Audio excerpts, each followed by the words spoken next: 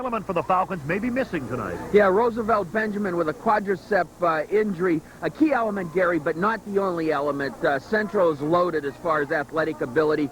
They are going to rest Roosevelt Benjamin, though. We'll see what happens. It's for the Quad A Metro title. It's live, and it's next on Channel 35. Stay with us. Did you Central for the Metro Quad A Championship. The Falcons are the reigning champs and won't give that up without a fight. And you know the Ramblers don't want to lose either. This one's for all the marbles, and it's coming up next. Stadium, it's the game of the week on Channel 35, the Central Falcons and the Cathedral Prep Ramblers. I'm Gary Drapcho with Jim LaCorchick. We are set to kick off for the Quad A Metro Championship. Deep, high, and Chuck Carson at the 1-yard line will handle the football first. Comes up over the 20, gets out to the 25, and that is where the Falcons will take over, 1st and 10. The Metro League Game of the Week is being brought to you by Indiana University of Pennsylvania and by Taco Bell. Cross the border. First question, Jim LaCorchick, is Roosevelt Benjamin in the football game? No. That is answered, and right then and there, they're going to rest Roosevelt Benjamin. He's on the sidelines. Of course, this game for the Quad A Championship, in 13 days, they'll play for the district championship. The first give is to the fullback, and he barrels his way across the 25 to the 27-yard line where the Ramblers stack him up. That is George Barnes, number 32, who has the tackle. Tonight's starting lineup is brought to you by your local Toyota dealers. There's the offensive line of the Falcons. We've seen them quite a few times this year, Jim. They're big, and they can move some people out up front. Very good high school football team. Went to the state semifinals last year, and not too far behind this year, Gary. Lamar Owens, number 5, is the quarterback of this Central offense. He's only a junior. And the pitch is to Carson. Cuts it back upfield. Hit as he gets to the 30. And he's down right there. Jim Shar, number 44. And I imagine we'll be calling his number out a few times tonight. Yeah, Shar, an outstanding linebacker.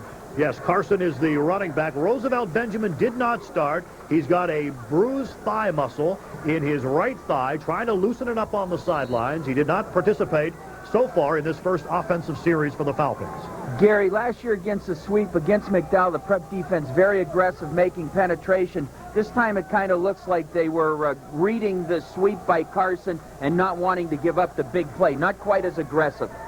3rd down and 4, the ball just beyond the 30. Here comes Carson straight up the middle, close to a first down as he stretches out to the 35-yard line. Real close. Eugene Crosby, number 88, credited with the tackle for the Ramblers defense, coming off a big 21-0 lead, a win rather, over McDowell, trying to stop Central here. They'll call for the chains, and let's see if the Falcons are forced to punt on their first offensive series. It looks like they're just a tad short, Jim. Yeah, it looks like a dead heat, I'll tell you that much. They had to get to the 35, and they got to the 35. This will be interesting. We'll have some things to discuss tonight. Let's check out the penalty, or rather the measurement first, and it is inches short. Inches short. Lamar Owens talking with Joe Tarasovich. Should they go for it on 4th and inches? Quarterback sneak. Tarasovich didn't waste any time. He called Owens over. He said, let's go for it. We're having fun tonight. We're going to play in less than 2 weeks. Minute George saying, get up on the line of scrimmage. Here come the Falcons. 4th down and inches at the 35-yard line. Power formation in the backfield.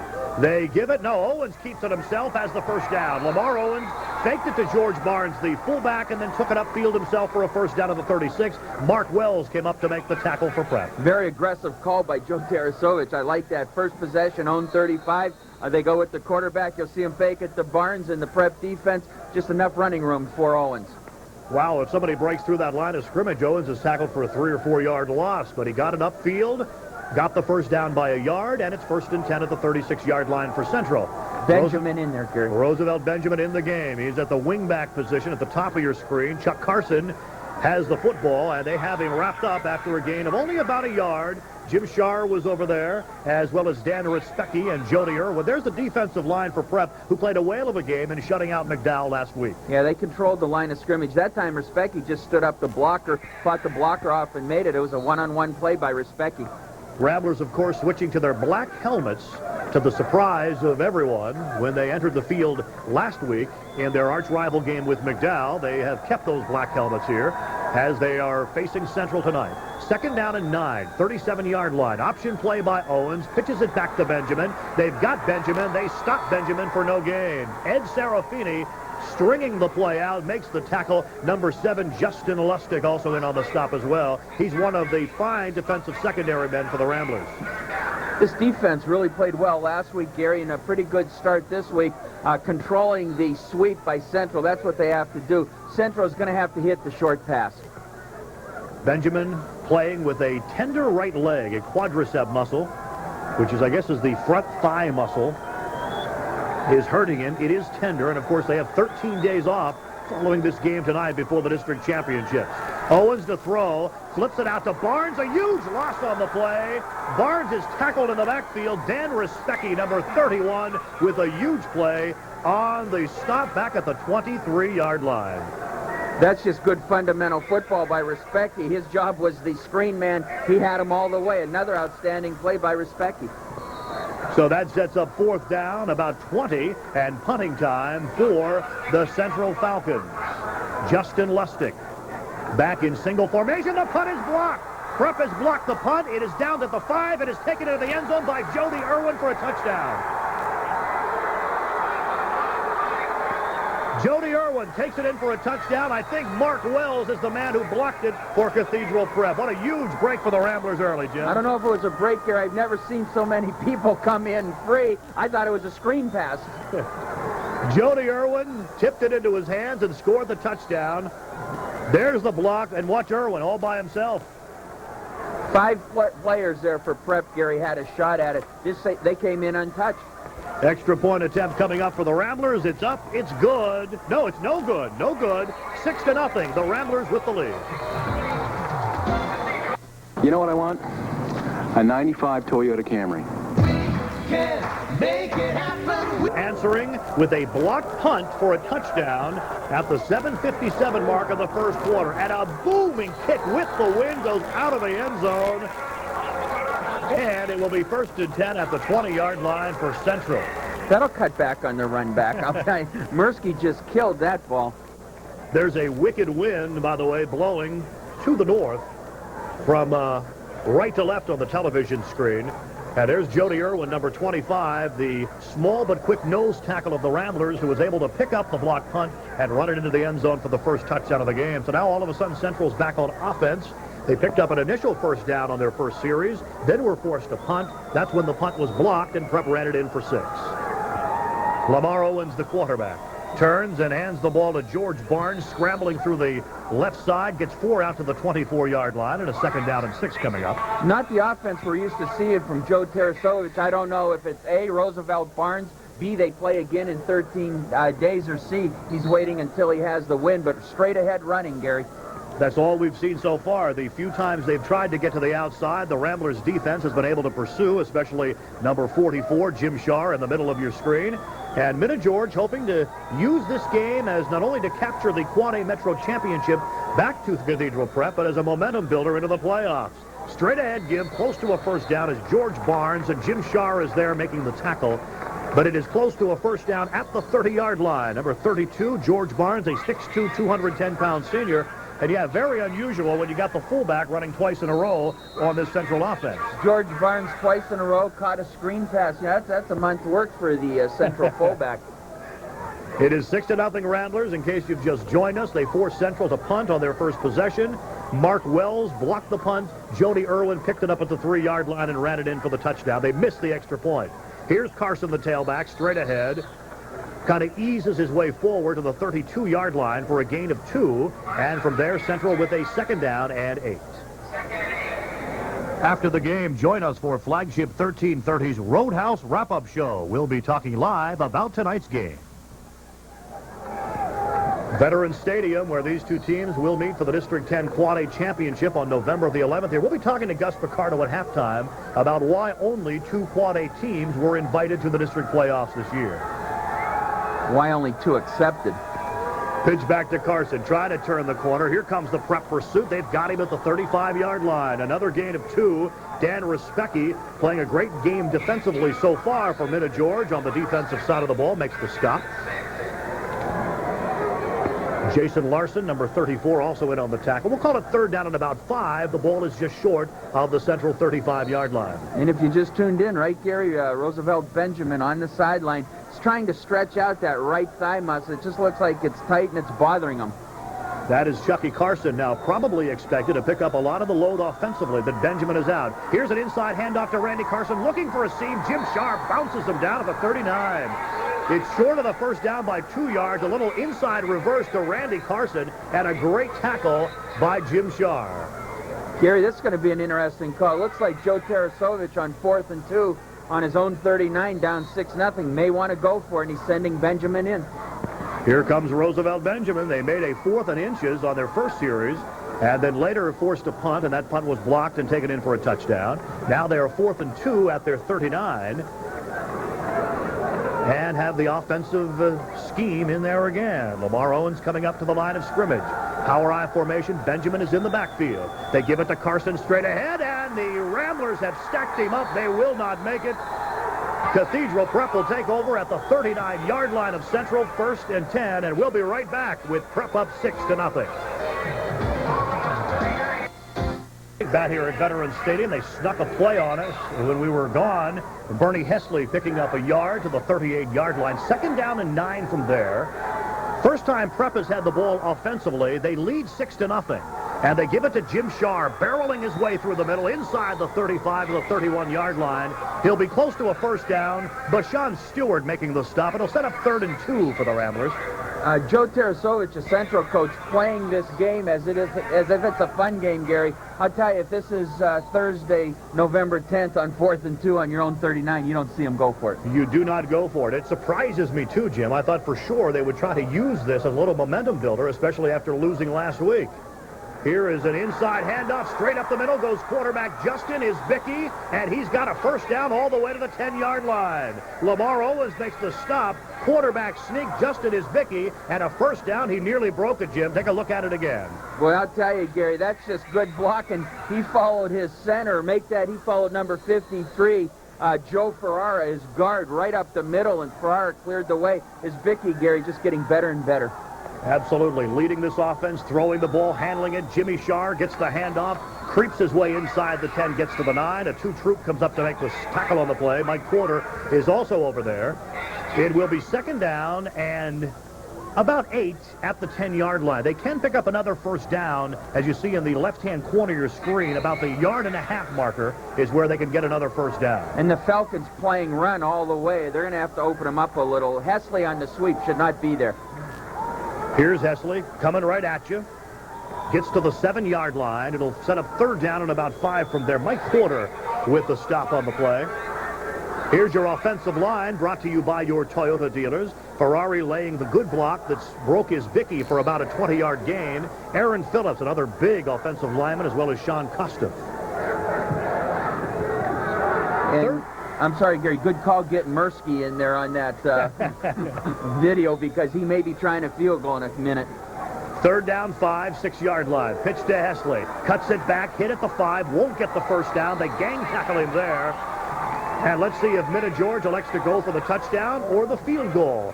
Jamie Zimzak making the stop on the play. It'll be 4th down and about 3 at the 5-yard line. They can pick up a first down at about the 1.5.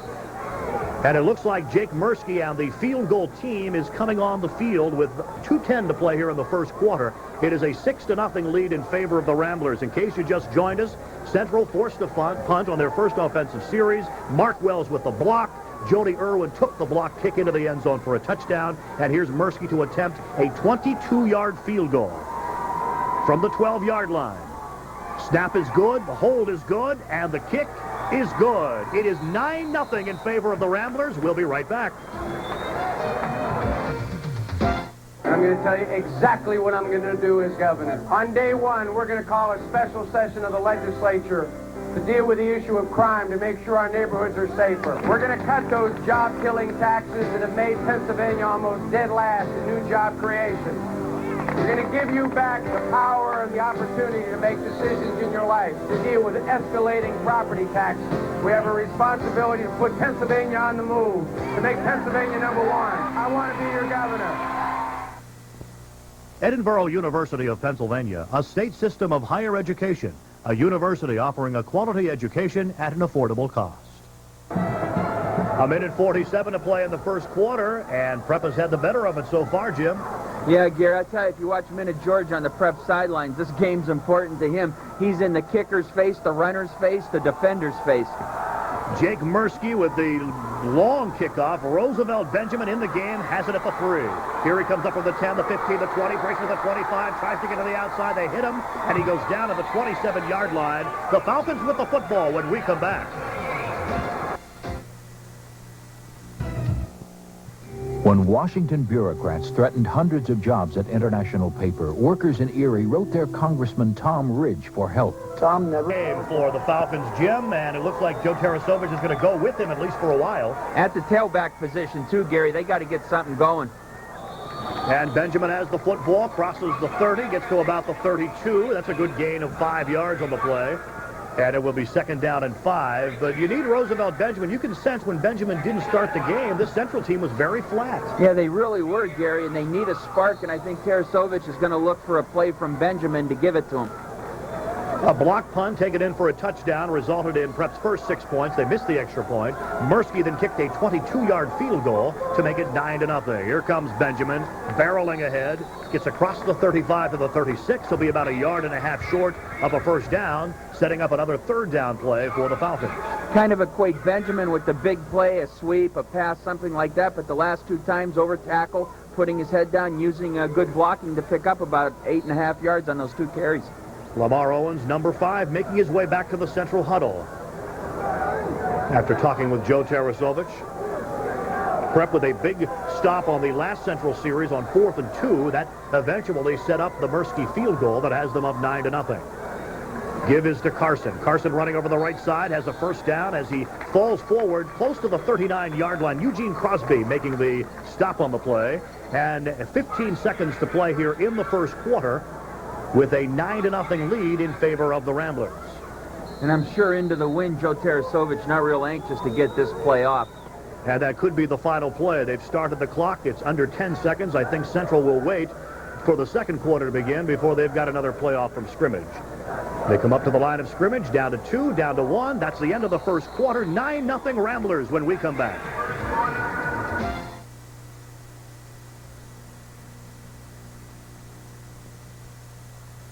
Easy to roll past Bedford, Pennsylvania on the turnpike without realizing the finest bicycles in the world are built there. Bedford is where artful blends of aluminum are made into the best components in the world, where leading-edge suspension systems take shape, and where the best clothing and accessories are produced. Yes, Bedford is where every quality Cannondale product is made. And Street Track and Trail in Conneaut Lake is the best place to find all of those great Cannondale bikes and accessories at prices you can afford. Heavy pedal music. Make some today at Street Track and Trail. Tax and spend liberals Mark Singal and Tom Scrimenti raised taxes and wasteful spending over $3 billion, causing 75,000 jobs to leave our state. Liberal Singal paroled a death row killer who murdered again, and Liberal Scrimenti voted against the death penalty. Tom Ridge and Dave Bossert will cut taxes, cut spending, and create good-paying jobs.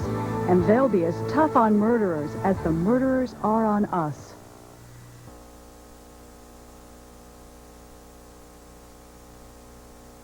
The Erie Daily Times calls him a steady advocate of tightening the rules in Harrisburg.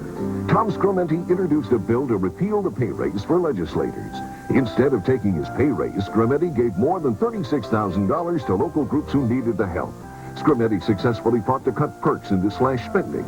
The Harrisburg big shots threatened to cut his staff. That didn't stop Scrimenti. Re-elect Representative Tom Scrimenti, honest, straight-talking. For him, Erie County comes first. Tom Scrimenti, independent and good to his word. Indiana University of Pennsylvania is an investment in your future. We offer over 140 majors and undergraduate, graduate, and doctoral level programs. We have smaller classes, one-on-one teaching. We're recognized as a Best Buy university by many of the nation's leading college guidebooks, including Barron's and Money Magazine. Plus, we're rated as one of the 5 safest universities in the country. Strong character development in both academics and athletics. IUP, on the field and the classroom, we know what it takes to make you a winner. IUP, check us out. Roby's Marina Inn would like to wish both teams the best of luck. We appreciate the patronage from the teams, teachers, and coaches. Don't forget to stop at the Marina Inn at 4th and Liberty for quality food at quality prices. Minna George and the Ramblers leading 9-0 here in the second quarter. Just underway, a 41-yard line placement of the ball for the Ramblers, and they'll have a second down and 8, Jim. And do you think they're going to open things up here in the second quarter now? Yeah, I think Joe Tarasovich is just going to throw everything at him, start throwing with the wind. Here comes Benjamin. Benjamin barreling through, gets to the 44, and it'll be third down and about 5 yards to go. Another big factor maybe in why they didn't throw the ball. There is a very stiff wind blowing now in the face of Cathedral Prep and at the backs of Central. Owens can throw long. Central has quickness, Gary. I look for the ball to get up in the air. Tarasovich likes to throw anyhow. Conditions are for him right now.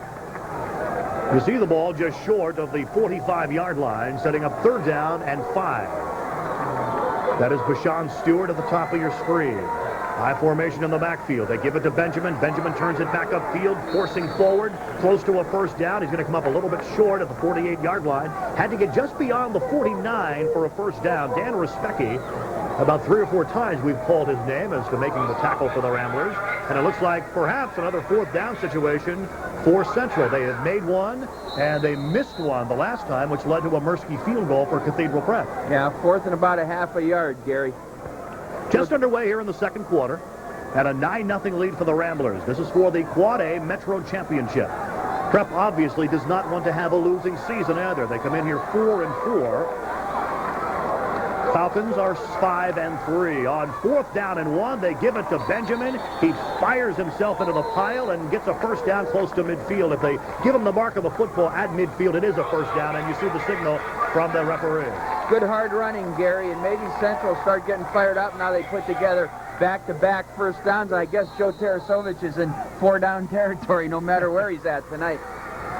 Here's a replay, Jim, just straight ahead. Yeah, good blocking over the left side, Gary, and they got the first down. They got it 1st and 10. We're waiting for our first pass.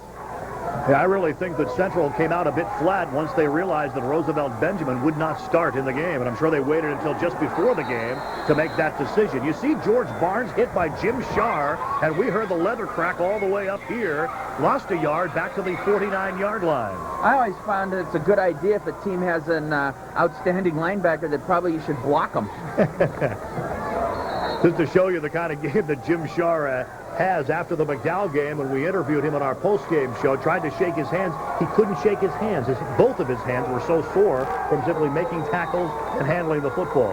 Give Barnes credit hanging on to the ball. And some movement on the right side by Central. That's our first penalty of the game, and it's going to cost Central 5 yards. It comes with 9:21 left to play here in the second quarter. Here's the call from the official.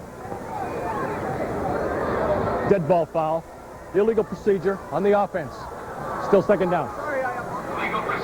We're repeating second down. It'll be second down and 15 back at the 45-yard line for the Falcons, and maybe we will have our first pass coming up here shortly. Excellent officiating crew tonight, headed by referee Dave Wiley. He's outstanding.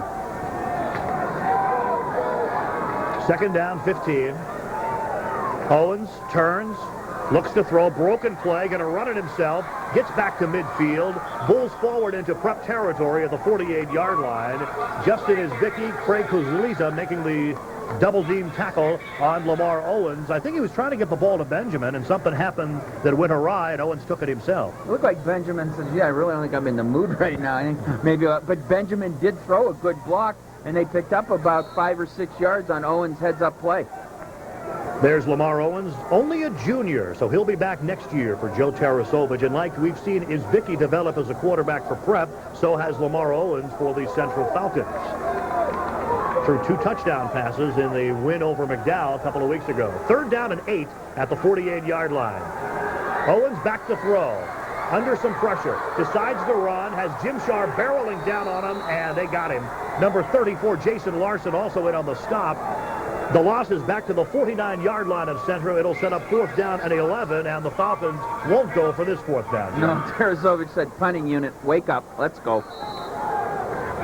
So another impressive defensive stand for the Ramblers of Cathedral Prep. 7:57 to play here in the first half, and it is 9-0 in favor of the Ramblers. Here comes the punt again. This time no pressure, spiraling punt. Justin Lustig will see it go out of bounds at the 17. The Ramblers have the ball and the lead. It's 9-0. This WSEE Metro Sporting event is brought to you in part by the Elephant Bar. Bring that someone special or the whole herd where you get tons of great food for peanuts. The Mercyhurst College Laker Club tip-off dinner is coming up Wednesday, November 2nd. This year's guest speaker is Chuck Daly, coach of the New Jersey Nets and former coach of the world champion Detroit Pistons. For ticket information, call 824-2228. Think about it. Mark Single had the chance to make a difference on crime, to lead. Instead, he voted 122 times to free murderers. One was arrested again of rape, suspected murder. So he attacks Tom Ridge's record as a prosecutor with lies, hoping to muddy the waters, but we don't buy it. Tom Ridge will make the changes we need. Life means life. Try violent juveniles as adults. Change rape and domestic violence laws and sign death warrants. Tom Ridge, Governor. Gary Drapcho with Jim LaCorchick. 7:45 to play until halftime. 9-0 in favor of the Ramblers, who start this offensive series from their 17-yard line. Here comes Jim Shar across the 20 to the 23-yard line. Number 5, Lamar Owens, and number 6, Bashan Stewart combining to make the tackle. Gary, with the quarterback sneak by Isbicki that was there, 2 runs by Shar up the middle, you can see the hole is already there. They're just playing prep to sweep right now. They're going to have to make an adjustment or prep will run it up the middle all night, but they are overplaying Bernie Hesley on the sweep. 6'4", 225-pound Jim Shar. What an athlete he is, and he's got the football again. Cuts it back across the 25 and is about 2 yards short of a first down, of a 27-yard line. Again, Shar not tackled until Lamar Owens, the strong safety, came up to make the stop on the play. I think that's just coming down from the booth, Gary. They're saying, listen, the linebackers are definitely cheating toward the sweep part of the field. Cathedral Prep with a 4-4 record, and the Ramblers, or rather the Falcons, at 5-3 coming into this contest. This is the last regular season contest for both of these clubs, and we will discuss throughout the game the fact that both of them will be playing for the District 10 championship on November the 11th. No other teams, and now as the snap is handled, the play is whistled dead. Flags on the play. Looked like a Central player jumped into the neutral zone. We'll see what Dave Wiley has to say. Here comes Dave Wiley's call. Dead ball foul. Encroachment on the defense. Still first down. Offsides against Central. Moves the football to the 32 and makes it a little bit easier now. First down and 5. Remember the Ramblers in moving from left to right across your television screen.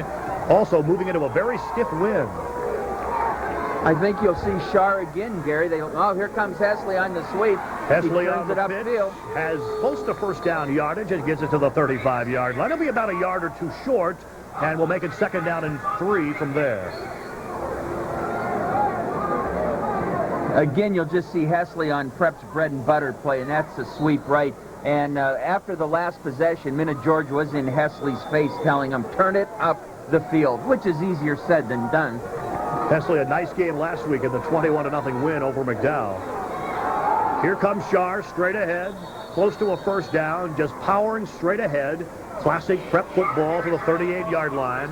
And with under 6 minutes to play now, the Ramblers with a 9-0 lead, playing it close to the vest here with that wind blowing in their face. They're going to try to give it to Shar inside. As Jim has alluded to, there's a lot of softness in the middle of that defense of Joe Tarasovich. Tarasovich doesn't want to see his line playing too far off the ball, Gary. They'll run it at you all night. Here comes Hesley at the 40.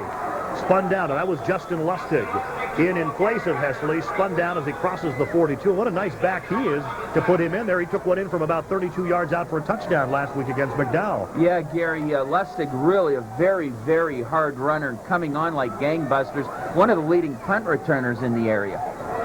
By the way, Prep 3-1 here at Veterans Stadium, 1-3 on the road. Central 4-0 at home. They are 1-3 on the road as well. And both of these teams undefeated on the game of the week. Here is Hesley. Gets hit hard as he gets to the 45-yard line. Falls forward to the 46. Lamar Owens came up and smacked him. It'll be 3rd down and about 2 as they mark it just beyond the 45-yard line of Central. Gary, there's a reason these teams look a lot alike besides the black pants. Joe Tarasovich, a longtime assistant under Minna George.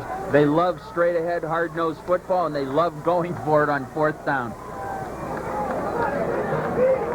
Justin Isbicki under center. 3rd down and 3. High formation. Here comes Shar straight up the gut. Hit, trying to fall forward and get the 1st down, and he does as he barrels his way to the 50-yard line. The only way to describe Jimmy Shar running, and that's rumbling and barreling his way through the defense. Lamar Owens, one of the men who made the stop. Donnie Johnson, number 46, helped out. It's another 1st down for the Ramblers at midfield, and they're chewing some time off the clock. And if they wanted to keep this high-powered offense, even with or without Roosevelt Benjamin, off the field, one way to do it, Jim, is to have these long, time-consuming drives. Very impressive right now. Isbicki wants to throw, fires it up, miscommunication. Laird was looking the other way. He was the intended receiver out there, and Isbicki simply threw it away. Hey, here's some other scores. McDowell with a 7-3 lead at the half. McLean, who can clinch the ECL championship, leads Harbor Creek 14-0, and Northwestern headed to the scoreboard, or headed to the playoffs, with a 14-0 win over Fort LaBeouf at the moment. Brought to you by Taco Bell. There's some of the Falcons fans on the home side. 2nd down 10. Isbicki rolling left. Wants to run with it now. 45, 1st down 40, and runs out at the 35-yard line. Good decision that time by Justin Isbicki. Didn't have a man open. Ran it, picked up 15 yards and a 1st down. Yeah, I don't have to tell you, Gary, I'm a big Justin Isbicki fan. You'll see him roll left. He does key in on one receiver a lot. The receiver was not open. Isbicki cuts it out to the outside and makes the good gain. I'll tell you what, now the Ramblers are really moving. Joe Tarasovich seeing his club fall behind on a block punt touchdown for Cathedral Prep on the first series of the game. They trail 9-0 right now. It's a late handoff to Hesley, running up the middle inside the 30 to the 29-yard line. And a nice gain on the play of about 6 yards. It is Bashan Stewart in on the tackle for Central, but it'll be 2nd down and about 4 at the 29-yard line of Central for the Ramblers. Good blocking by the center of the Prep line on the drop play, and Hesley really with his mind made up now. He is just going to run straight ahead. He's going to run hard. Isbicki under center. 2nd down and 4. Here comes Jim Shar. Shar bouncing off the tackles, gets to the 25-yard line and close to a 1st down. It depends on the spot of the football. Here's the Panthers score, Jim, end of the 1st period down at the Civic Center. Your favorite sport, the Panthers and Johnstown Chiefs tied at 2-2. Is that Pitt? We've got basketball, by the way, coming up, but besides some hockey on our game winter package. So we're not done here at Channel 35 Sports with the football season coming to a conclusion. We'll be following teams in the playoffs, and we'll have lots of basketball and hockey to talk about as well. 1st and 10. They gave him the 1st down. Here comes Shar again, trying to cut it back. Saw a big opening over the left side and got it back enough for 4 yards to the 21-yard line. Under 3 minutes to play now. They've had the football for a long time, Jim. Gary, there you can see line domination. Really didn't look like there was much there, but he was 4 yards beyond the line of scrimmage when he got hit. He picked up 5 yards, and that's just because of good blocking. The Prep center, Sean Kosteff, doing an outstanding job. Prep scoring on a block punt. It was taken in by Jody Irwin for a touchdown. Mursky adding a field goal after missing the extra point after the touchdown. And now Hesley has the football. Flag goes down. Mike Hughes and a 2-troop throw Hesley to the ground. Minna's a little bit upset. Let's see what the flag is. Gary in a 2-troop that time with an outstanding defensive play, but it's going to be holding, flipping as a matter of fact, and that's been plaguing the Ramblers. Minna George obviously not happy with his team on that one. Yeah, that'll move them back 15 yards. They had a nice drive going. 2:27 to play until halftime, and the 15-yard penalty from the point of infraction. Here comes the call. We have a clip on the offense. 15-yard penalty. Replay the down. Nicely done by Dave Wiley. Ball is moved back all the way to the 39-yard line. So it'll be 2nd down still. But let's see, 10, 20, about 24 yards for a 1st down. 2nd and 24 from the 39. That's bad football when you've got it 2nd and 5 on the 20-yard line and you're driving. So an inopportune penalty on the part of Cathedral Prep. Let's see if they can overcome it. Isbicki under center. Takes the snap. Straight back to throw, under pressure, rolling right, looking to throw. Isbicki still under pressure, now heaves it downfield, incomplete. Serafini was the intended receiver down around the 30, but a good job by Isbicki of getting loose, from the pressure, avoiding the sack, and then really I think he just wasted it out of bounds by throwing it out of bounds. Yeah, Respecki was running free over to the left, Gary, if he had been able to spot him. But good coverage and good pressure by the Central defense. Hey, look, Jim, Carpet Craftsman, they're doubling the size of their showroom after we've done all of these commercials. That's incredible. And John, Dave, and Bill want to thank the Erie community because they care for putting their trust in Carpet Craftsman. You know they have the best installation guarantee in the business. Carpet Craftsman across from the stadium. Doubling the showroom. All right, here's his Mickey on 3rd and 24. Steps up, runs, is hit, and down at the line of scrimmage. Jamal Stewart, number 42, fired up after making the stop on Justin Isbicki, who scrambled back to the line of scrimmage. It'll be 4th and 24 at the 39-yard line. Yeah, they just got to get some enthusiasm back in this defensive stand. Maybe, Gary, will get Central's head back into the game. You hit on it right from the beginning. They came out without any enthusiasm. That's not a Joe Tarasovich team, Gary. We're used to seeing them come out at 6:30 fired up. 4th down, 24, and looks like Minna and the gang going to go for it. 1:25 to play. Stranger things have happened. Here's a little reverse. Hesley to Laird. Laird wants to throw. Laird's going to heave it up. It's wobbly. It is incomplete. We'll be right back. Central has the football. 9-0 Prep leads. Brace yourself, boys, the earth's gonna shake. New Taco Bell burritos, call rancho steak. 99 cents each with marinated steak and pepper jack cheese. Jalapeno beans and seasoned rice and real cheddar cheese. You at Taco Bell. Just 99. But the rancho steak burritos for a limited time, so cross the border. Indiana University of Pennsylvania is an investment in your future. We offer over 140 majors in undergraduate, graduate, and doctoral level programs. We have smaller classes, one-on-one teaching. We're recognized as a Best Buy university by many of the nation's leading college guidebooks, including Barron's and Money Magazine. Plus, we're rated as one of the 5 safest universities in the country. Strong character development in both academics and athletics. IUP, on the field and the classroom, we know what it takes to make you a winner. IUP, check us out. Dodge Mazda on the corner of Peach and Liberty. Gary Miller Dodge Mazda, we stand out. So do the legs of Jim Stewart, wearing shorts tonight on top of that camera. All right, 3rd down, 1st down and 10. Here comes Central. Here comes number 6, LaShawn Stewart, running an inside reverse. A flag goes down as Stewart goes down to the 46-yard line. Gary, let me back up a minute, though, to going for it into the wind on 4th and 24. I just consider that stupid. I don't care what the situation is. You punt it down there. They've got to handle the ball probably inside their 10. Into the wind. Bad things can happen. You don't give up field position. I don't care if this is a game where you're both in the playoffs anyhow. Clip on the offense. Still 1st down. Tough call for the Falcons if they had any thoughts of putting something together here before the half and cutting into that 9-0 Ramblers lead. That has certainly been a detriment. They move it back to the 29, so it's a loss of 10 on the clipping penalty and a 1st down and 20. 1:03. They've started the clock again. Fast-moving first half, 9-0 in favor of the Ramblers. Here's a delayed handoff to Carson. They've got him in the backfield. They spin him to the ground at the 30-yard line. Number 76 in on the tackle, Craig Calusa. And with 48 seconds to play, we'll be right back. Prep leading 9-0. Hi, welcome to Subway. Subway isn't like those fancy New York steakhouses. No stuffy maitre d' or jackets required. Great vest. Thanks. But we do have A1 steak sauce. It's on Subway's new A1 steak and cheese. Slices of tender, juicy steak topped with the great taste of A1. Plus all the fresh fixins you like. And at Subway, you don't get a big bill. You get change. Subway's new A1 steak and cheese. Appetites are required. Jackets aren't. A sense of prestige, performance, and pride guides Clarion University's strong heritage of teaching, scholarship, and service to the region since 1867. Clarion University's strengths can be found in its faculty and a commitment to quality teaching and professional development. Programs and services which effectively prepare students for living and working in the 21st century. and responsiveness to regional needs which enhance our quality of life.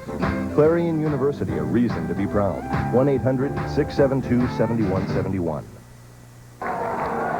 Minna George walking back to the sidelines after berating his defense. 48 seconds to play. 9-0 in favor of Prep. Trying to set up a screen. Chuck Carson wasn't looking, and Owens threw it over his head. And this Central offense was way out of sync from what we saw 2 weeks ago against McDowell, Jim LaCourge. This was like a different team. Yeah, but you said it right from the beginning, Gary. They're flat. They're a team that plays with a lot of emotion. But I'll tell you what, Respecki, the Prep linebacker, having a huge game tonight. He's all over the field. Right place at the right time, and if they had completed that pass, Respecki was right there. Expected to come up big, perhaps. You knew they were going to try to double-team Shar, take him out of some of the plays, and that would free up another linebacker, and Respecki has been the man so far that has been freed up to make the tackles. 3rd down and 18, 44 seconds to play until halftime, following the incomplete pass. Here comes Carson, trying to turn the corner, does so at the 35 at the 40, and then has his feet knocked out from under him at the 43-yard line. And another timeout being called, this one by Cathedral Prep, with 34 seconds to play, and a 4th down coming up for Central. We'll be right back.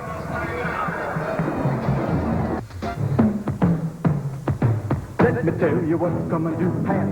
Lend me your ears and let's talk about plans. Yesterday you left a bottle for the garbage man. Now it's time to start a new plan. Throwing away bottles is really a sin, cause life recycles time and time again. Listen up now and understand. Let's recycle and save this land. Recycle. Recycle.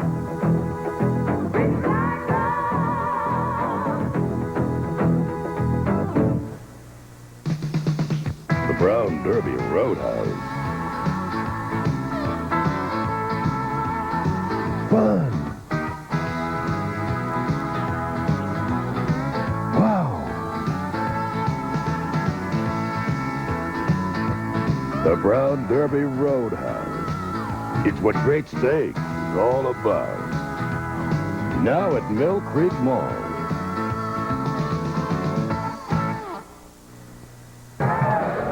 Gary Drapshaw with Jim LaCourche. Central now in punt formation on 4th and 6, 34 seconds. Bad snap, and Prep is going to get a chance here. They fall on it at the 25-yard line. 31 seconds to play in the half. The Ramblers will take it over. Ramon Ellis was in, and bad special teams by Central tonight, Jim. A punt block, and now a bad snap is going to give him a chance to right before Gary, you'll see the snap never got to him. He did a good job of just falling on the ball because it was all Prep kids there for the touchdown. Gary, I told you, I thought Central should go for it. More bad things could happen on a punt.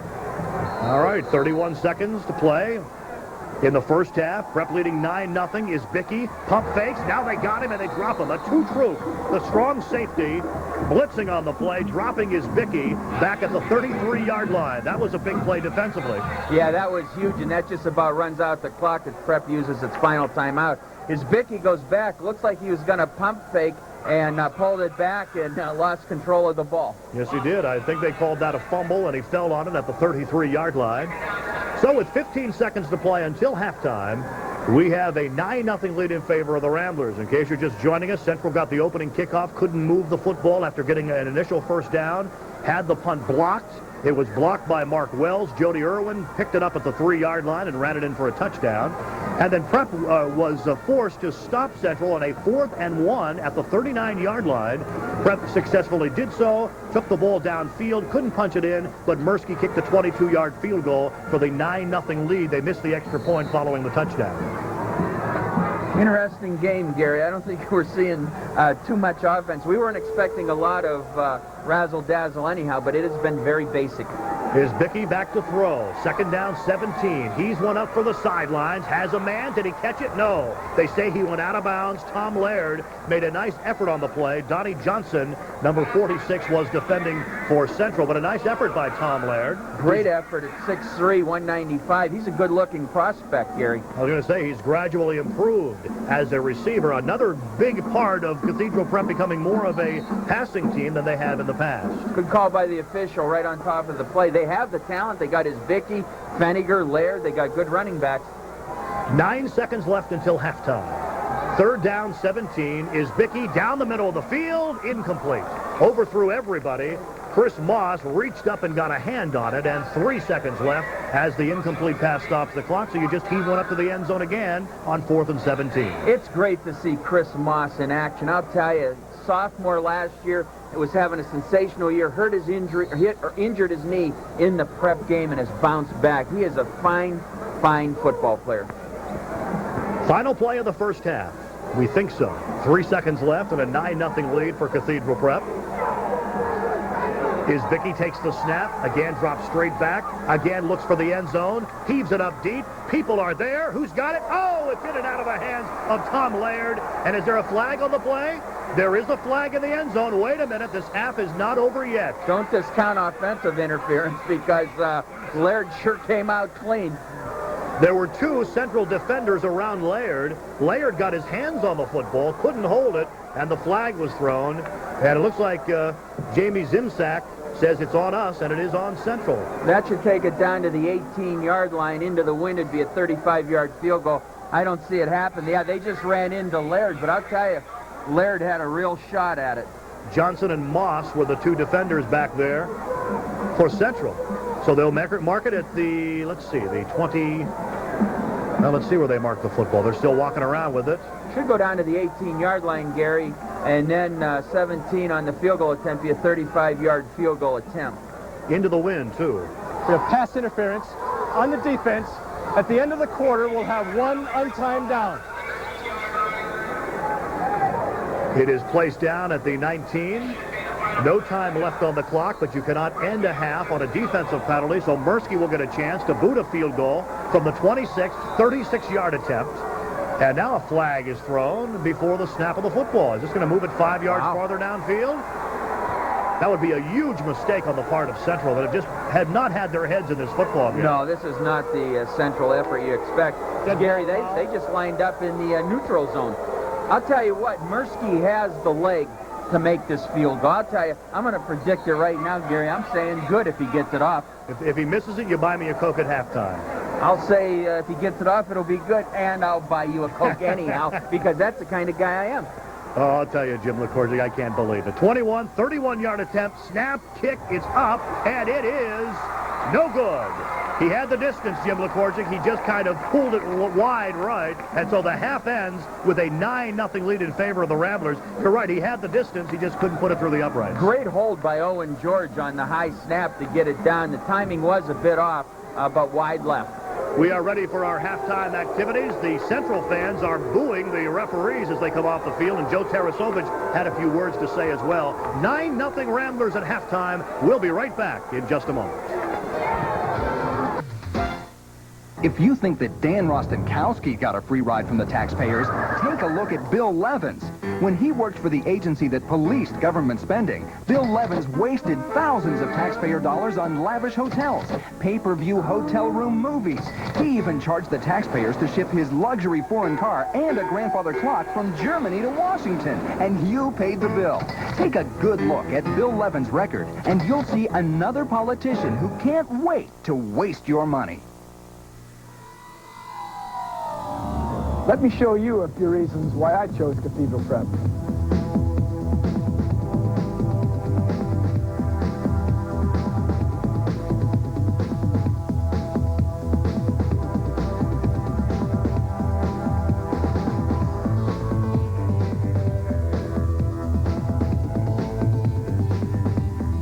Would you like to see more? Join us at our open house.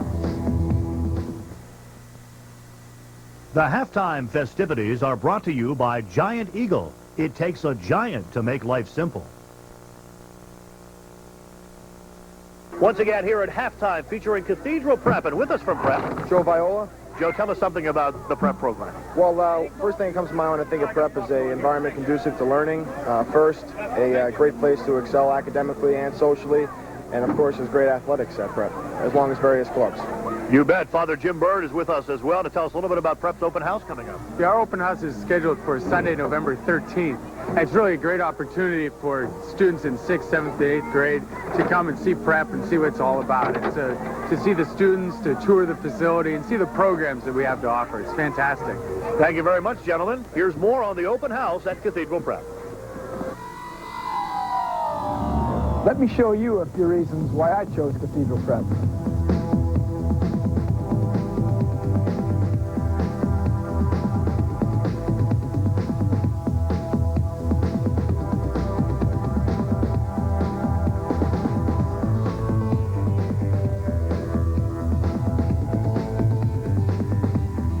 Would you like to see more? Join us at our open. What am I doing with you here this evening? You're my brother. You're helping me choose a car. Oh, so the Grand Am has a V6? It's a blast to drive. Can't even get one on an Altima. Airbag, anti-lock brakes? Standard. And the price is right. Lease a Pontiac Grand Am with a V6 engine for only $238 a month with just $1,000 down. Smart choice. Thank you. So what am I doing here? You're helping me pick a color. Lease a Grand Am with a V6 engine for $238 a month from your Pontiac team.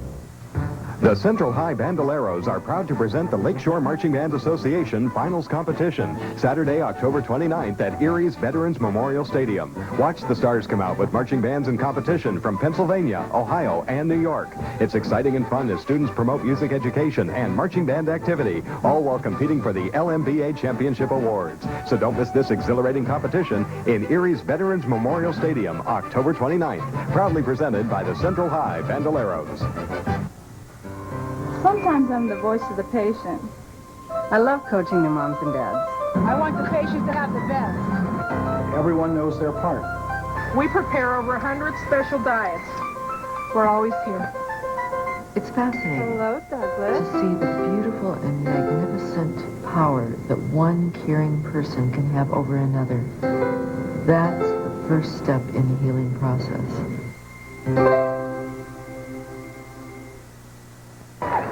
Welcome back live here at Veterans Stadium, where Cathedral Prep has a 9-0 lead over Central, and you see the Central Falcons High Marching Band in the background. Joining me now, Gus Picardo at halftime here, and Gus is going to discuss about the, come on in here, Gus, in the playoff situation. The playoff situation, these two teams are the teams that will meet for the Quad A championship, and I know that Franklin turned down a chance to go into the playoffs. That has been already documented. But what other factors were involved in just having these two? Basically, what you have to understand, Gary, that, we survey the principals periodically on the structure of the playoffs and so forth. They want both league representation and a quality tournament. With Franklin declining to come in this year, which was the #1 team from the South, basically the District 10 committee was left with a one-game tournament with the top two teams from the North. Keeping in mind there would be no representative from the South. Both Meadville and Franklin elected to play their 10th game rather than come into the playoffs. So it was pretty much a cut and dry decision. Right, when they made that decision, pretty much cut and dried. As far as the AAA contests go, unfortunately, the two of the better teams, Vincent and McLean, have to play each other in the first round, simply because those are the two teams that will represent the AAA from the Metro and the county. That should be a great game next Friday night. Oh, great game. AAA is outstanding throughout the state, not only District 10. The 4 teams that will be representing District 10 are all quality teams. For us to pick a winner right now, it's difficult. Any one of the 4 can win it.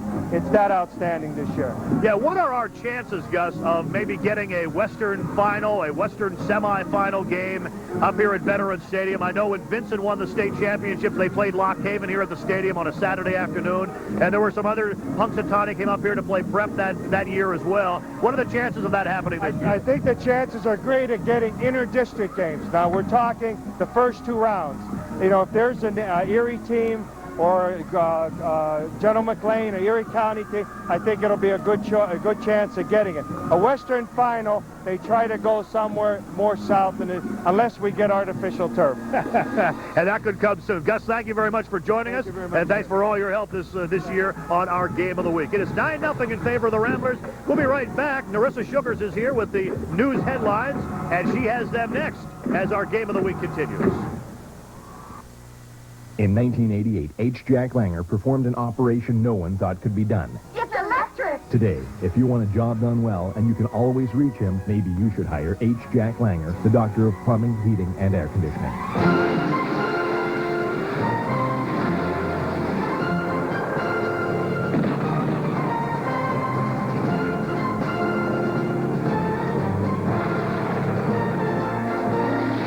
H. Jack makes house calls. Thinking about getting back in shape? Just waiting for the right time? Now's the time. The Nautilus Fitness and Racket Club is offering a 2-for-1 membership special that enables 2 people to join for just the price of 1. That's right, pay only 1 initiation fee and 2 can enjoy unlimited racquetball and all club privileges. You'll never pay for extras like at those other clubs. Enjoy Erie's finest facility, most convenient location, and now 2-for-1 savings. Nautilus is your best fitness value. 2-for-1 membership special only at the Nautilus Fitness and Racket Club. Fall is in the air, but the great RV deals are right here at Ferraro Ford in Northeast. We're offering all our motorhomes at special sale prices, including the all-new 95 wide-body Winnebago. And since we're the largest RV dealer in the tri-state area, we also have the greatest selection of previously owned motorhomes. If you've ever thought of owning an RV, you'll want to be at Ferraro Ford's Fall Open House, Thursday through Saturday. You'll be amazed at how affordable a newer used motorhome can be at Ferraro Ford, Route 20 in Northeast. Roby's Marina Inn would like to wish both teams the best of luck. We appreciate the patronage from the teams, teachers, and coaches. Don't forget to stop at the Marina Inn at 4th and Liberty for quality food at quality prices.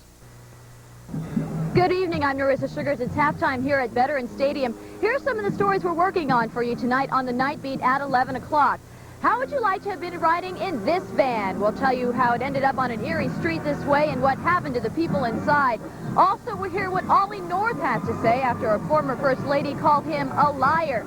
And we'll take you through a local haunted house that's not like any other you've seen before. Let's just say that it's not your typical Halloween scare. Also, don't forget to join us. You can't make any weekend plans without hearing from Tim Earl and his exclusive Doppler forecast. And Gary Drapshow will have Sports Watch. Join me, Drew, and the rest of the gang tonight at 11 for the Night Beat. Now we kick it back to Gary Drapshow. We feature the schools featured in our game of the week. And with us from Central High School, Daria Simon. And tell me something a little bit about Central High School. Central is really great because it's so diverse. The numbers and types of people that you meet, it really prepares you. You can learn so many things from them, and it really prepares you for when you go out into the real world and all the things you'll encounter. It's really great to be able to be prepared for that. Thank you very much. Here's more on Central High School. Hello, my name's Gerald Nifsud. In 1992, 2 very good schools combined to form one outstanding school. I'm very proud to be the principal of Central High School. 1,850 students, 150 staff members, a facility that covers over 900,000 square feet. This is Central High. But we're more. We offer advanced standing, honors, and regular academics. We offer foreign language courses. Our team in the Academic Sports League has had great success. We are the home of a national championship band. And SPAVA, the School of the Performing Arts. Disciplines offered include drama, music, dance, and the visual arts. 22 vocational classes allow for cooperative education, youth apprenticeships, and technical preparatory opportunities. We're also proud of our special education department, which serves the needs of our challenged students and also includes our gifted program. Central High is a comprehensive school serving many different students with many different needs.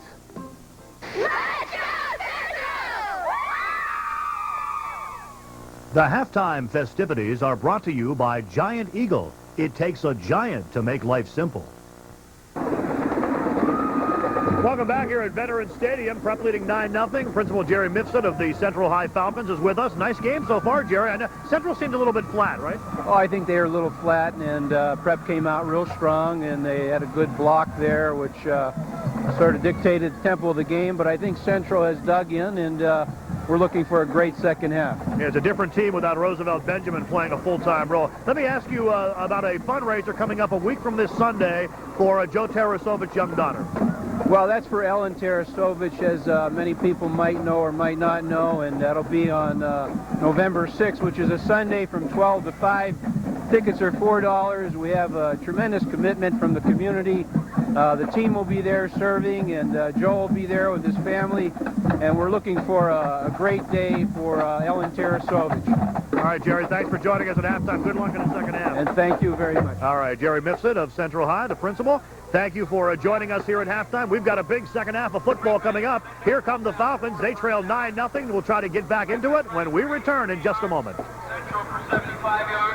Great job there. Take a good look at Harris Wofford, the shrewd politician who says he supports a middle-class tax cut. Now look at Harris Wofford, the senator, who voted against it.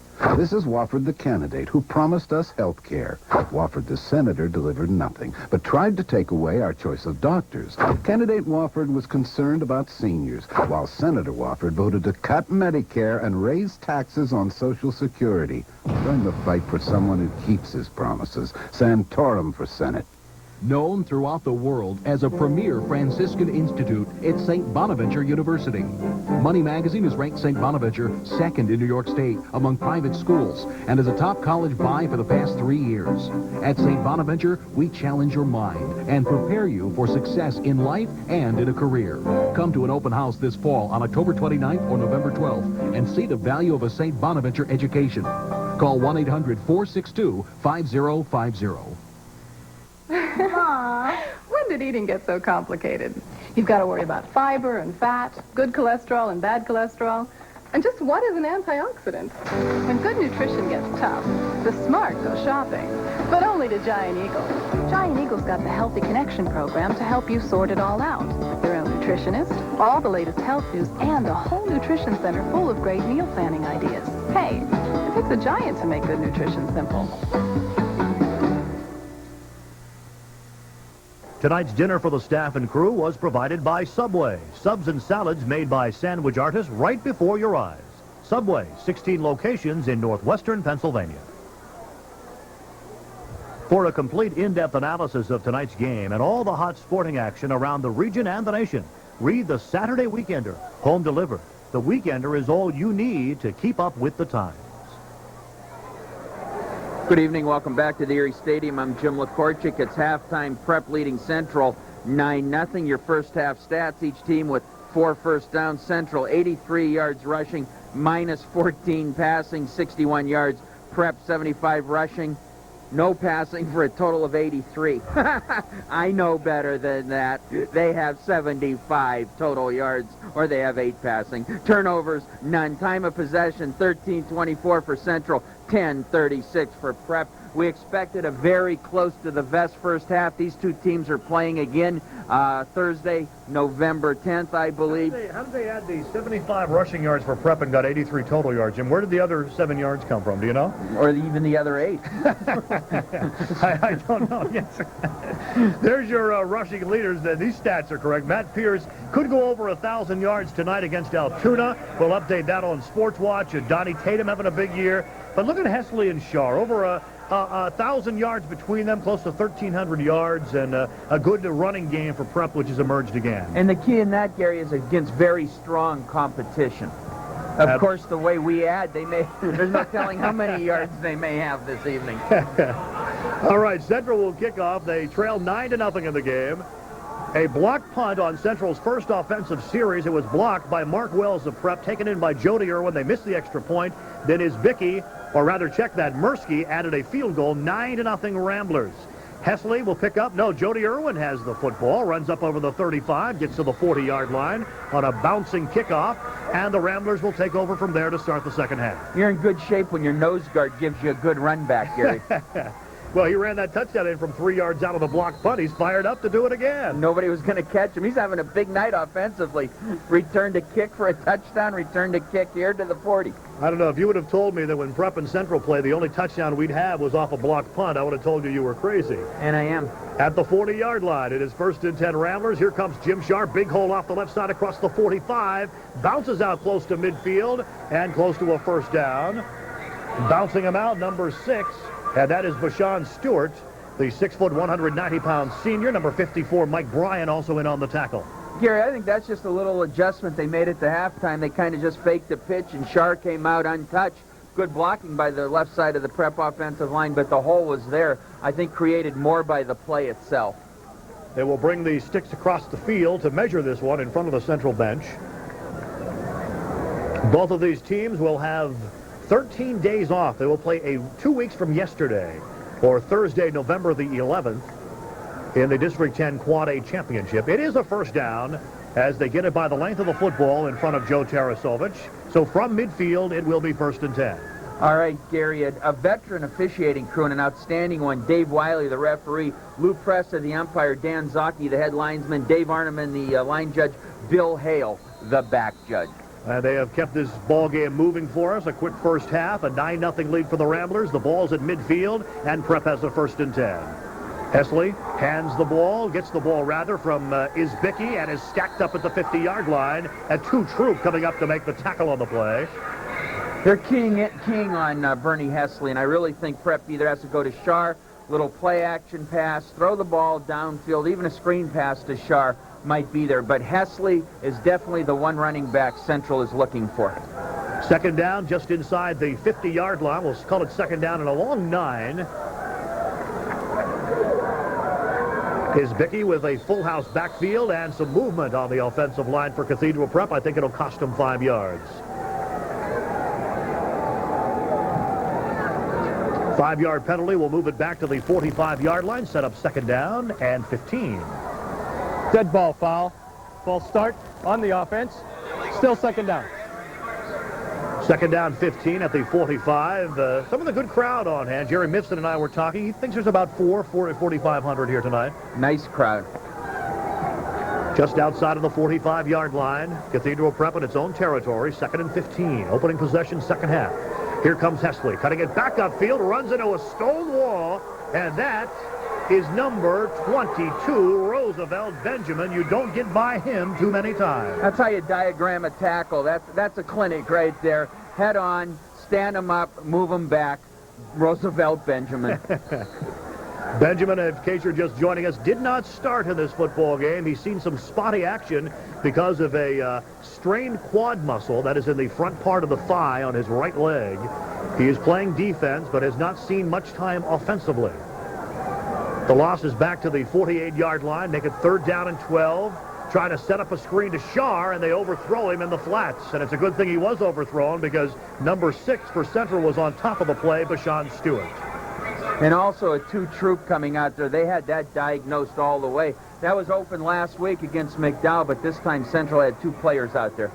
So Dave Wiley sets the teams on 4th down and 12 at the 48-yard line of Cathedral Prep. And a good stop for the Central defense to start this half as they trail 9-0. Lamar Owens and Roosevelt Benjamin are deep, so Benjamin will start the 2nd half, at least offensively, for Central returning punts. Whether he's back there as a decoy remains to be seen. Snap to Mirsky. Good kick. It's going to drive Benjamin back to his 14-yard line. Looks for some room to run. Comes up across the 20, the 25. He's at the 30, the 35, the 40. Cuts it back across field. At the 50, does he have enough steam to go? He's at the 30, the 25, and is down to the 23-yard line. And I have to think, Jim, that he is hurting after that run. We'll be right back with the Ramblers leading 9-0. I'm Greg Mosky. Earlier this year, we found out that someone was illegally dumping sewage into a creek where children play, and no one was doing anything about it. I spoke to every official, but only Tom Scrementi listened. Scrementi wasn't afraid of the special interests, and he stood up for me and my family. To Tom Scrementi, his constituents come first. We need to keep Tom Scrementi working for us. We elect Representative Tom Scrementi, honest, straight-talking. Tom Scrementi, independent and good to his word. Indiana University of Pennsylvania is an investment in your future. We offer over 140 majors in undergraduate, graduate, and doctoral level programs. We have smaller classes, one-on-one teaching. We're recognized as a Best Buy university by many of the nation's leading college guidebooks, including Barron's and Money Magazine. Plus, we're rated as one of the 5 safest universities in the country. Strong character development in both academics and athletics. IUP, on the field in the classroom, we know what it takes to make you a winner. IUP, check us out. The 56-yard punt return by Roosevelt Benjamin sets him up 1st and 10 at the 30, and Jamal Stewart bangs his way to the 25-yard line. Jim, here's a look at that play again, and I have to think that Roosevelt Benjamin, with a good leg, and he's hurting with that right quadricep muscle, is going to take this one back the distance. I'll tell you, a great athlete has great vision. He set it up as soon as he caught the ball. He went right. He went left, and right here he's laboring a little. A good effort by Jim Sharp, but Gary, I got to agree with you. Normal circumstances, Roosevelt Benjamin goes all the way. The big play man of the Falcons, and that's why they miss him so much. But he's back in the game now. And here he comes again, straight ahead, trying to find some running room. And this time they're keying on him. He got a yard to the 24-yard line. It'll set up 3rd down and 4. I guess you get to a point in this game, Jim, where you don't want to hurt Roosevelt Benjamin to the point you're going to make him susceptible to miss some time in the playoffs. But at the same time, you still want to win this game and do something offensively. Also, Gary, we saw Chucky Carson. He's in there now, but he was limping at halftime. Looked like a hip pointer type injury or something. But Roosevelt Benjamin is the spark of this team, and the whole Central, the demeanor of the Central sideline changed after that huge punt return. Obviously, they're in 2-down, 4-down territory. 2 downs to get this 3rd down and 4. Owens is going to throw. Swings it out. Has a man. Chucky Carson at the 10. Carson inside the 10 to the 8-yard line. Justin Lustig and Mark Wells double team to make the stop. But Carson says, let's get fired up. It's 1st and goal for the Falcons. Yep, they're ready now, Gary. They're going to open it up a little short passing attack. Owens rolled right. Carson slipped out of the backfield. Nobody picked him up. Owens delivered, and then Carson, the excellent runner that he is, got all that he could. Chucky Carson, the 5'9", 170-pound senior running back, one of many offensive weapons that this Central team has showed throughout the course of the year. 1st and goal. Owens on an option play, cuts it back upfield and gets to the 5-yard line. He got about 3 yards. That might have been a broken play. I think he missed the handoff. Carson was just too wide. And once again, Owens turning a negative into a positive.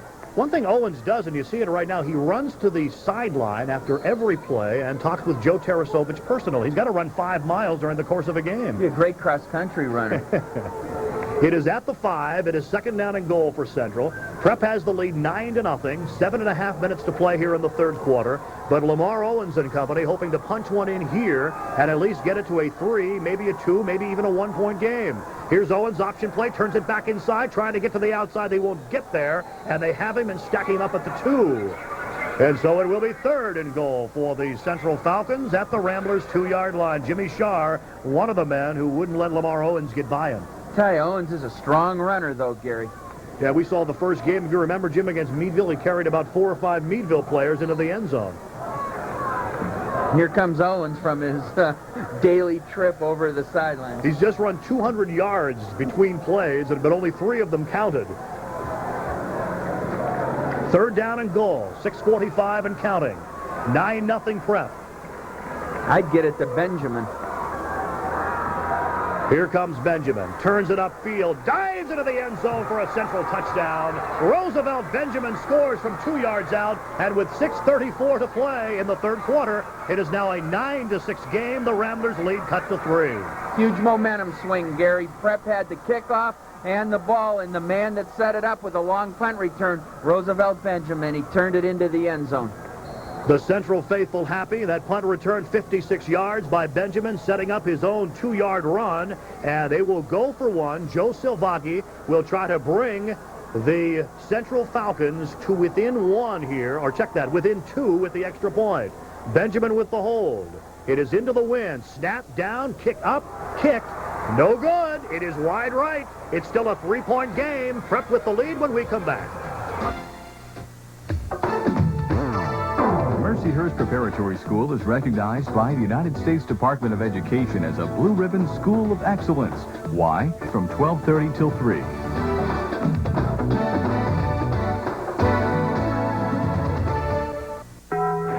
Brace yourself, boys, the earth's gonna shake. New Taco Bell burritos called Rancho Steak. 99 cents each with marinated steak and pepper jack cheese. Jalapeno beans and seasoned rice and real cheddar cheese. U.S. Taco Bell. Just 99. But the Rancho Steak burritos for a limited time, so cross the border. 6:34 to play in the 3rd quarter. Joe Silvaghi with a low line drive kick. This one is going to be taken at the 10. Comes up over the 15. This is Moss, I believe, carrying the football. Gets to the 35-yard line. Who was that that carried the football? Mark Lockett, I believe. That was Lockett. The Rocket Lockett, number 1, yes. Here we go with the touchdown that has the Ramblers lead cut to 3. Again, Benjamin just knew how far he had to get, Gary, and he was there. That's called athletic ability. The first play of the second quarter, or the second half, Shar gained 10 yards, first down midfield, then the Central defense took over. Prep has the ball at the 34. It is 1st and 10, and here comes Jimmy Shar again. After a 3-yard gain, they've got him. Number 52 for Central, Eric Curlett, hit on the stop, as well as number 54, Mike Bryan. Joe Tarasovic and his club trailing 9-6 now. We've had 2 extra points missed in this game. There was a flag on the play. A real late flag. That's going to be interesting. Officials discussing things. Dave Wiley, the head official. Don Johnson, I think, saying that it is against Central. Here comes the call.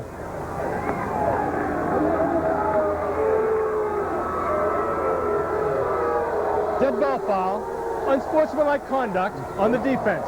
First down. Whether a punch was thrown or something. Here comes the play. Let's see if we pick up anything right at the end of the play, Jim, that might have caused that unsportsmanlike conduct penalty.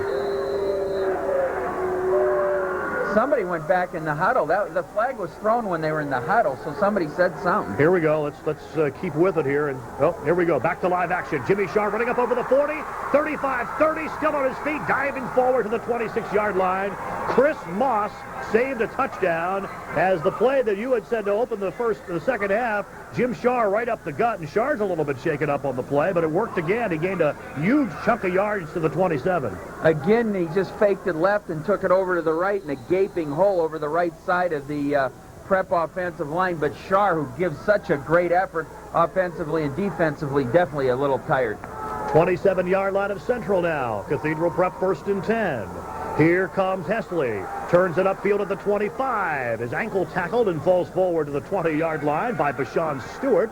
But Hesley has a good 7-yard gain close to the 20 and a 2nd down and 3 for the Ramblers from there. So the Ramblers responding after that Central touchdown with a drive of their own. 5 minutes and 10 seconds to play in the 3rd quarter. By the way, we go college football next Saturday right here from Veterans Stadium. The Lakers of Mercyhurst, the Golden Knights of Gannon, their annual grudge match, 1 o'clock from Veterans Stadium.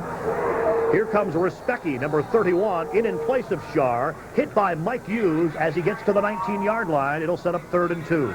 Respecki fought off a tackle behind the line of scrimmage and got positive yardage. Minute George yelling some encouragement. I'll tell you, he's pretty animated on the sideline. He's a fun guy to watch, to talk to, knows his football, and one of the better coaches to have ever coached high school football in this area. You had that poll, I remember, one time on your talk show. Isbicki fumbles the football off the snap. I think he was going to try to go quarterback sneak and didn't handle the snap well. It is recovered by the Ramblers at the 19-yard line, but it sets up now 4th down and 2. He may have lost about a half a yard. So 4th and maybe 3 now, we'll call it, as the ball, you see, sets just inside the 20. They have to get to the 17 for a 1st down. Isbicki just lost the handle. He had positive yardage, and he bobbled it behind him.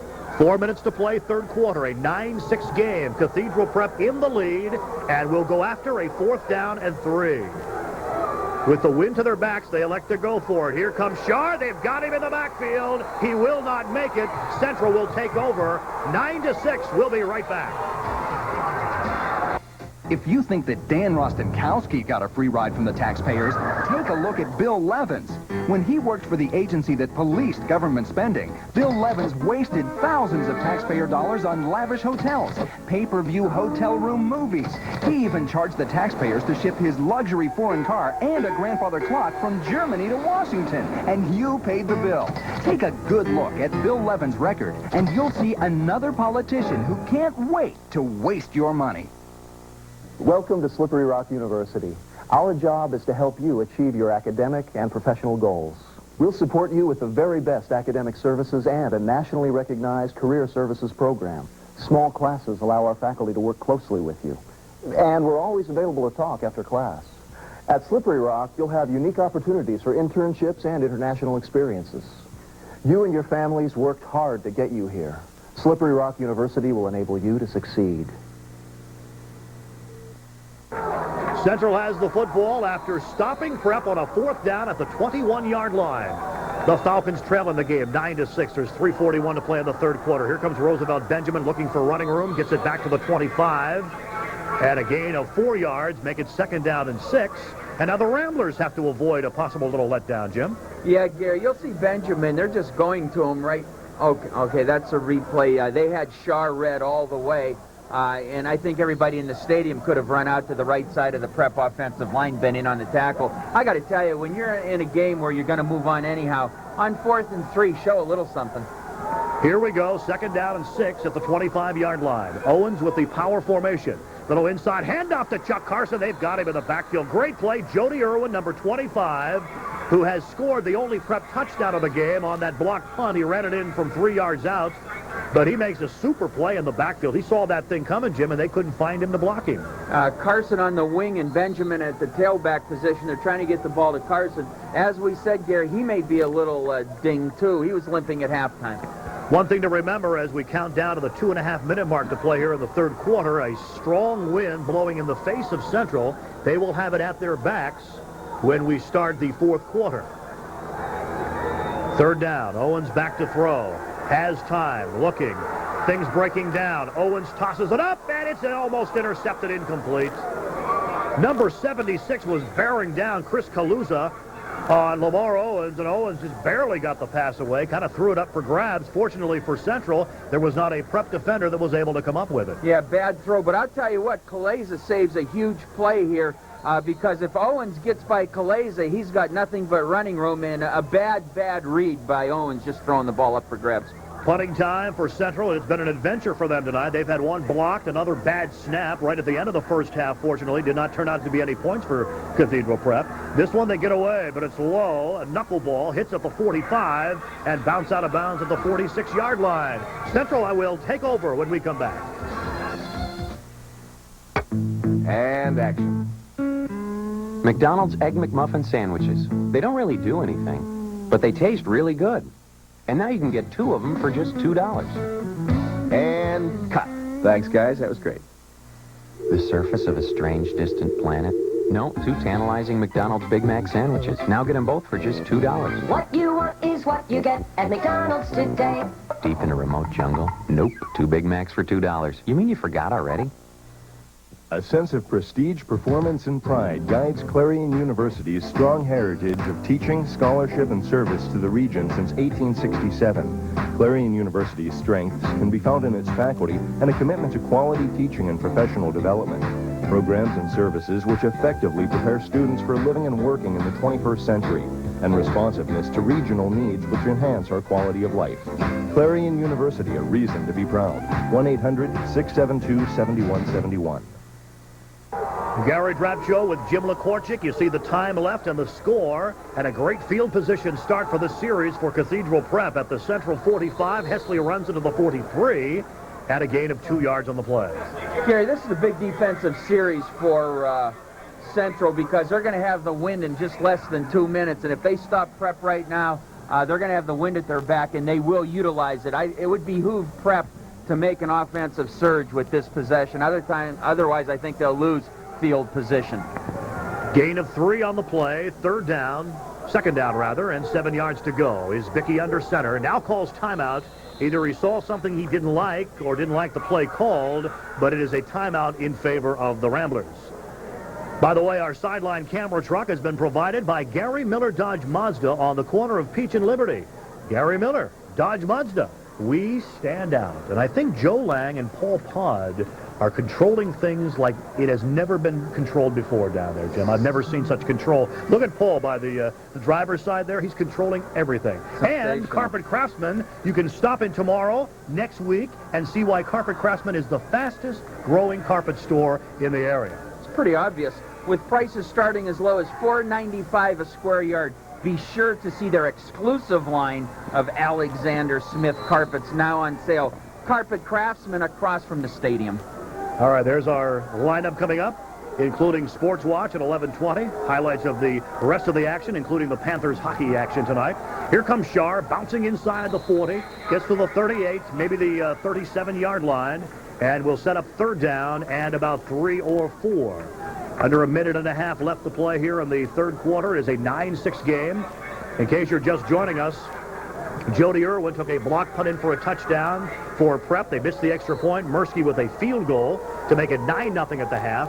Then a big punt return by Roosevelt Benjamin, setting up a 3-yard Benjamin run for a touchdown. They, too, missed the extra point, thus the 9-6 score. Here comes Shar, straight up the middle. They're going to stop him short of the first down, or very close to the first down. Eric Curlette, Mike Quarter, Bashan Stewart, all in on the tackle for Central. Gary, this is the play for the Central defense. Min is going to go for it. 4th and less than a yard on his own, or on the Central 36-yard line. But they got to look quarterback sneak here, I would think, with Justin Isbicki, and he bobbled it last time. Huge play this early in the game. Less than 1 yard to go for the first down. 4th and goal, or check that, 4th and 1 at the 36-yard line. Irwin, quarterback sneak, or rather Isbicki, he's got the first down. Justin Isbicki with the quarterback sneak picks up the first down inside the 35 to the 34. They went for it. That time the Prep offensive line simply gave him room. Yeah, Gary, this has been a very well-played game. A real classy game between these two teams so far. There you see the Johnstown Chiefs leading the Panthers 5-4 at the end of 2. As I mentioned, we'll have highlights of that game as well as all the football action. McDowell in action tonight against Altoona. McLean trying to wrap it up in the county. And Prep trying to get one more playoff here before the end of the third quarter. They will do so. It is Hesley with the pitch. Hit as he gets to the line of scrimmage, gets to the 31. That is where Prep will have the football when we start the fourth quarter. 9-6, the Ramblers have the lead at the end of 3.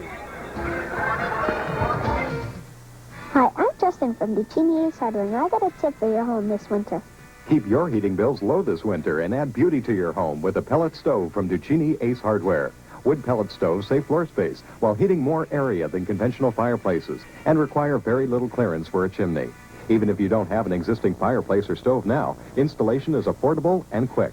Stop into Duchini Ace Hardware today to find out more. Stop into Duchini Ace Hardware today, and we'll keep you warm all winter.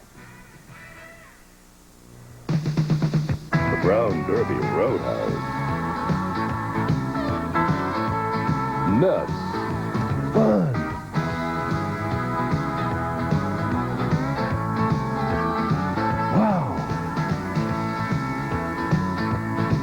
The Brown Derby Roadhouse. It's what great ribs are all about.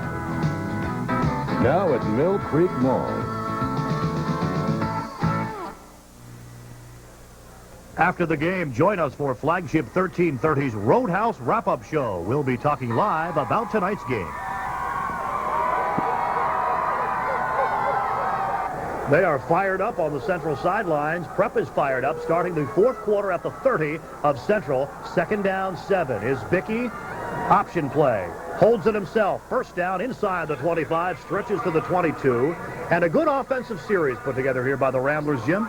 Gary, that was an excellent play. Isbicki had running room. The option man wasn't covered either. So they had the right offense against the Central defense. Isbicki has it all the way, and if he wanted to pitch it to Hesley, Hesley had running room. Yeah, Hesley was wide open on that corner as well. Just underway, fourth quarter. In case you're just joining us, it is Prep with a 9-6 lead, but they're driving the football. They have it at the 22-yard line, 1st and 10. Straight ahead give. I think that's Respecki with the football, or Shar, but he's piled up as soon as he gets it.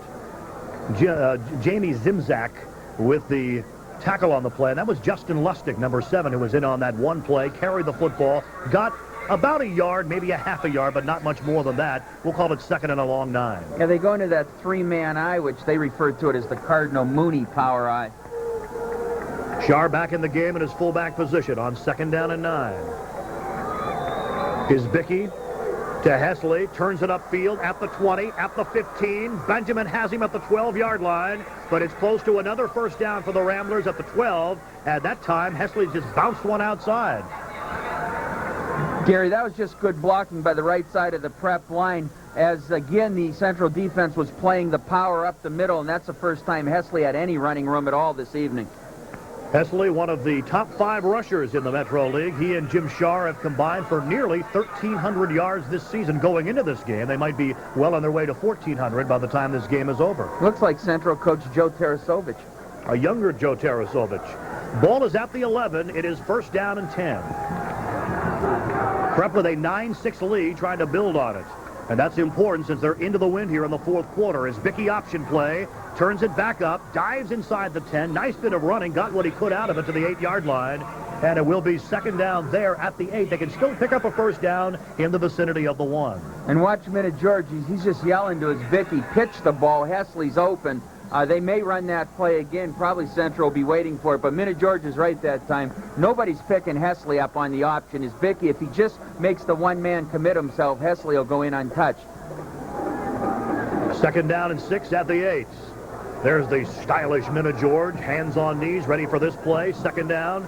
Is Bickey to throw, fires for the end zone, caught for a touchdown. Tom Laird cutting through the middle of the Central defense with the touchdown catch with 9:56 to play in the fourth quarter. Gary, wait till you see this catch on the replay. He stabbed it. You know, his father was an outstanding baseball player. He was a left-handed pitcher, and the right hand was his glove hand. And I'll tell you, Laird that time made a great catch as he just one-handed it. It was thrown behind him. Tom Laird, 6'3", 195-pound senior. Great catch. A score now of 15-6. Extra point attempt by Mursky is up. So the Ramblers scoring on a nice drive. They did it mostly running the football, but the last 8 yards is Bickey to Laird for the touchdown catch. And a good read by his Vicky. He wanted to throw right away, but he held on. And we'll show you the Metro receiving leaders in just a moment. Kick is bobbled, and finally Central will just lay on it at the 31-yard line where they take over 1st and 10. Here's the rushing leader, or the receiving leaders, I should say, Jim. And you see Benjamin leads all. But there's Tom Laird right in the middle of the pack. 19.4 yards a catch. That one was for 8 yards. And Jim Shar also among the top 5 as well, although he doesn't have much yardage in catching the football. Mostly screen passes, but Laird is the main man there. Outstanding receiver. Gary, 9:40 left in the ball game. Not a panic situation for Central, but a drive they probably have to score on. Here we go. 1st and 10 at the 32-yard line. Play action fake by Owens on the pitch. Tries to set it up, fires it downfield, and it's nearly intercepted by Justin Lustig. Man, did he time that perfectly. Had it right on the number 7 and couldn't hold it. Gary, interesting defense by Prep against Owens. They are not rushing too many players. You know, against Brian Caldwell last week, the sophomore quarterback, they sent everybody. But with Lamar Owens, they're laying back with about 8 guys in coverage, and that time Lustig had it red all the way. It was intended for Roosevelt Benjamin, but you could see Lustig from our vantage point up here in the booth come from about 10 yards behind Benjamin, and as soon as Owens let the ball go, tried to intercept it and nearly did it. You may see Shar coming this time, but they've been playing very, very loose.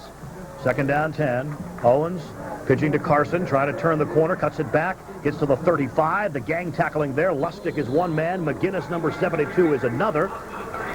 And Jason Larson is also over there. Gain of 4 yards out to the 35-yard line. It sets up 3rd and 6 for the Falcons. And Central with the wind to their backs, Gary. I think Owens will start airing it out. Just over 9 minutes left in the ballgame. 16-6 in favor of the Ramblers. If they win, they are 5-4. And the Falcons would also be 5-4, and they would meet on November the 11th, 13 days from now, for the District 10 Quad A Championship right here at Veterans Stadium. Little inside handoff to Jamal Stewart from behind, and you see they stack him up. Respecki didn't let it get by him. It's a gain of about 2 where they'll make the forward progress. By the way, the WSEE Player of the Week plaques are provided by the sports section of Northwestern Pennsylvania, the nation's leader in youth sports photography. And we'll be naming our players of the game in a few minutes here. Still have a ways to go, 8.5 minutes to play, and a big 4th down for Central as they'll be punting the ball back to Cathedral Prep. And as you pointed out, not exactly their bright spot of the evening. Lustig, the lone deep man, is Bickey's about 10 yards downfield. It's a fake. They bobble it. They're out it at the 30-yard line. So Prep will have excellent field position when we come back, leading 16-6. Races tell boys the earth's gonna shake. New Taco Bell burritos called Rancho Steak. 99 cents each with marinated steak and pepper jack cheese. Jalapeno beans and seasoned rice and real cheddar cheese. U.S. Taco Bell. Just 99. But the Rancho Steak burritos for a limited time, so cross the border. I'm going to tell you exactly what I'm going to do as governor. On day one, we're going to call a special session of the legislature to deal with the issue of crime, to make sure our neighborhoods are safer. We're going to cut those job-killing taxes that have made Pennsylvania almost dead last in new job creation. We're going to give you back the power and the opportunity to make decisions in your life, to deal with escalating property taxes. We have a responsibility to put Pennsylvania on the move, to make Pennsylvania #1. I want to be your governor. So the botched fourth down play by Central. They attempted to hike it to Carson, who was in motion. Didn't go, and Prep has the football at the 30. Is Bickey rolling, throwing, and simply threw it out of bounds. Nearly hit Jim Stewart down there on the truck. Here's some of the third quarter stats, Jim. They're close, but they show Prep gradually inching their way ahead. Yeah, passing yards, Prep with none. We know they had that touchdown pass, but they may have had negative yardage, but no positive passing yards for either team. 146 total yards for Prep, 92 for Central, basically all on the ground. Time of possession just about dead even. 7:55 to play. Joe Tarasovich has to be concerned the way his Central team is playing tonight. They had that game in 2 weeks, but you at least wanted to have a good performance, at least in some areas, and they've had some bad performances in many areas tonight. Hesley gets it to the 25 before Bashan Stewart makes the tackle. It'll be 3rd and 5, so not exactly a game that Central can feel good about, especially since they lost pretty badly last week in Ohio again. Yeah, but then again, I guess Joe Tarasovich can say, listen, you can redeem yourself in less than 2 weeks. You're going to see a totally different Central team, Gary. As I said, and you said, emotion was always such a strong part of their game, and they just never had it this evening. 3rd down and 5 at the 25-yard line for the Ramblers. And a pulling guard pulled a little bit too soon. It'll cost Cathedral Prep 5 yards. He had a great jump on the ball. Got 2 counts early. Probably would have laid a good block on somebody, too, though. His technique was good. Oh, he was right there. Good ball foul. But again, the little mistakes that Minute George almost refuses to tolerate. Last week against McDowell, they had a few key penalties. Once again today on 3rd and 5 on the 25-yard line. Back to the 30, 3rd down and 10. A moving clock, 7:15 to play in the game. Prep holding on to a 16-6 lead. Is Bickey rolling left, looking to throw, sets up, now in trouble. Now they've got him, and down he goes. Back at the 36-yard line for another loss. Eric Curlett, number 52, was the first man to hit Isbicki. So it's 4th down and about 16 back at the 36-yard line, Jim. Yeah, now you'll see Isbicki roll left, which I always question in high school. It's kind of hard to throw rolling left when you're right-handed, trying to get your feet set, especially on a long pass play. But a good defensive stand by Central after botching up their 4th down. Now the Ramblers will try and punt Central deep. 6.5 minutes to play. Central trailing by 10. And time, of course, a factor. And Minute George has decided that he will punt this time. Mursky standing back near midfield to receive the snap. Only one man deep. There's a fake. It's an inside handoff. They're not going to get the first down, but they get it to the 32-yard line. That is where Central will take over. Chuck Carson was the man who made this tackle on the play, and he was the one who didn't handle the snap when Central tried to fake on 4th down, but at least he saw Prep trying the same thing and made the stop. Has anybody ever heard of field position? I mean, I think it's important. Obviously, I don't count. I understand that, and I don't know that much about football, but with 6 minutes left, why give up 15 or 20 yards when you're ahead? I don't understand it. 6 minutes to play in the game. If Central is going to get back into this game, they need one of those big plays. And Benjamin, the man in motion, is the guy that can give it to you. Here comes Owens, back to throw, has good protection. Now it's breaking down. Now he steps up. Now he throws down the middle. And a nice play, Justin Lustig. He came over the back of the intended receiver, Bashan Stewart, and swatted the ball away. Some of the Central fans thought there might have been interference involved, but it was close. Stewart shaking up on the play, and I'm not even sure if it was that close, Gary. I think you'll see Lustig just make a super play. In basketball, they call denying the ball. Lustig coming in. He has again played outstandingly in every game that we have had him this year. He has contributed in some way, shape, or form, either punt returns, knocking passes away, interceptions. Last week, he spelled Bertie Hesley and ran a touchdown in offensively. And the officials calling the, trainers, both the trainers out on the field, telling them it's okay to come out. Okay, we'll be right back. Prep leading 16-6.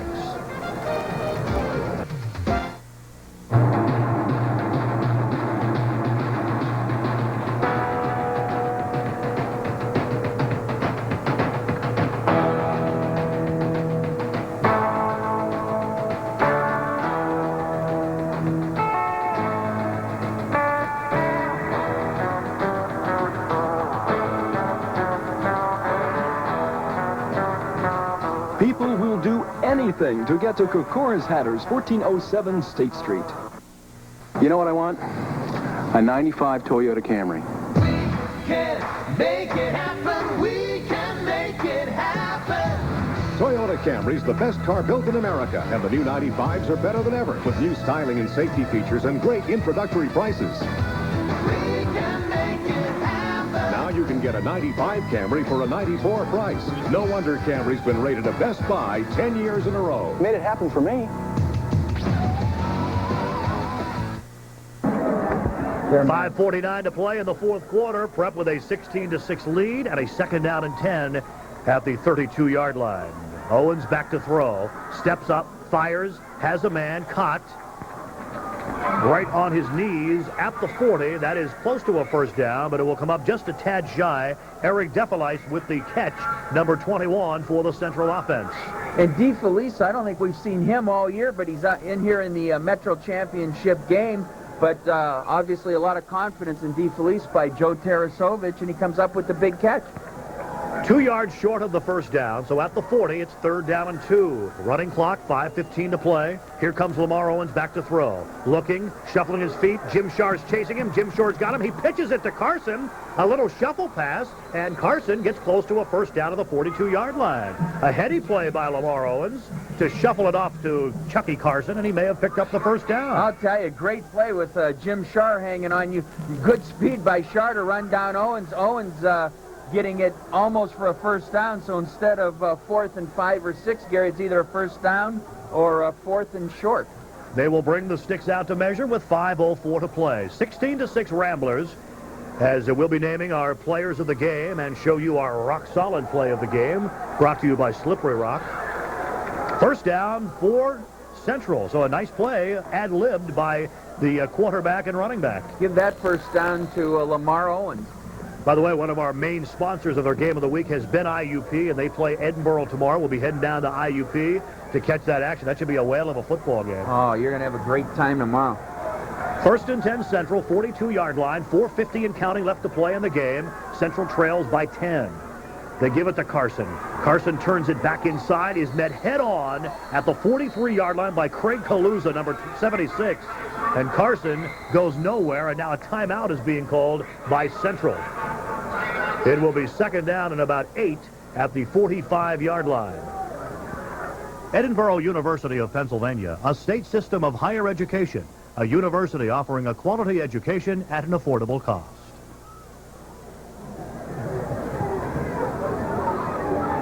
A timeout being called here by Central, and I think they simply don't want to waste too much time off the clock. They need a score, they need it quick, and then they need to get the football back, Jim.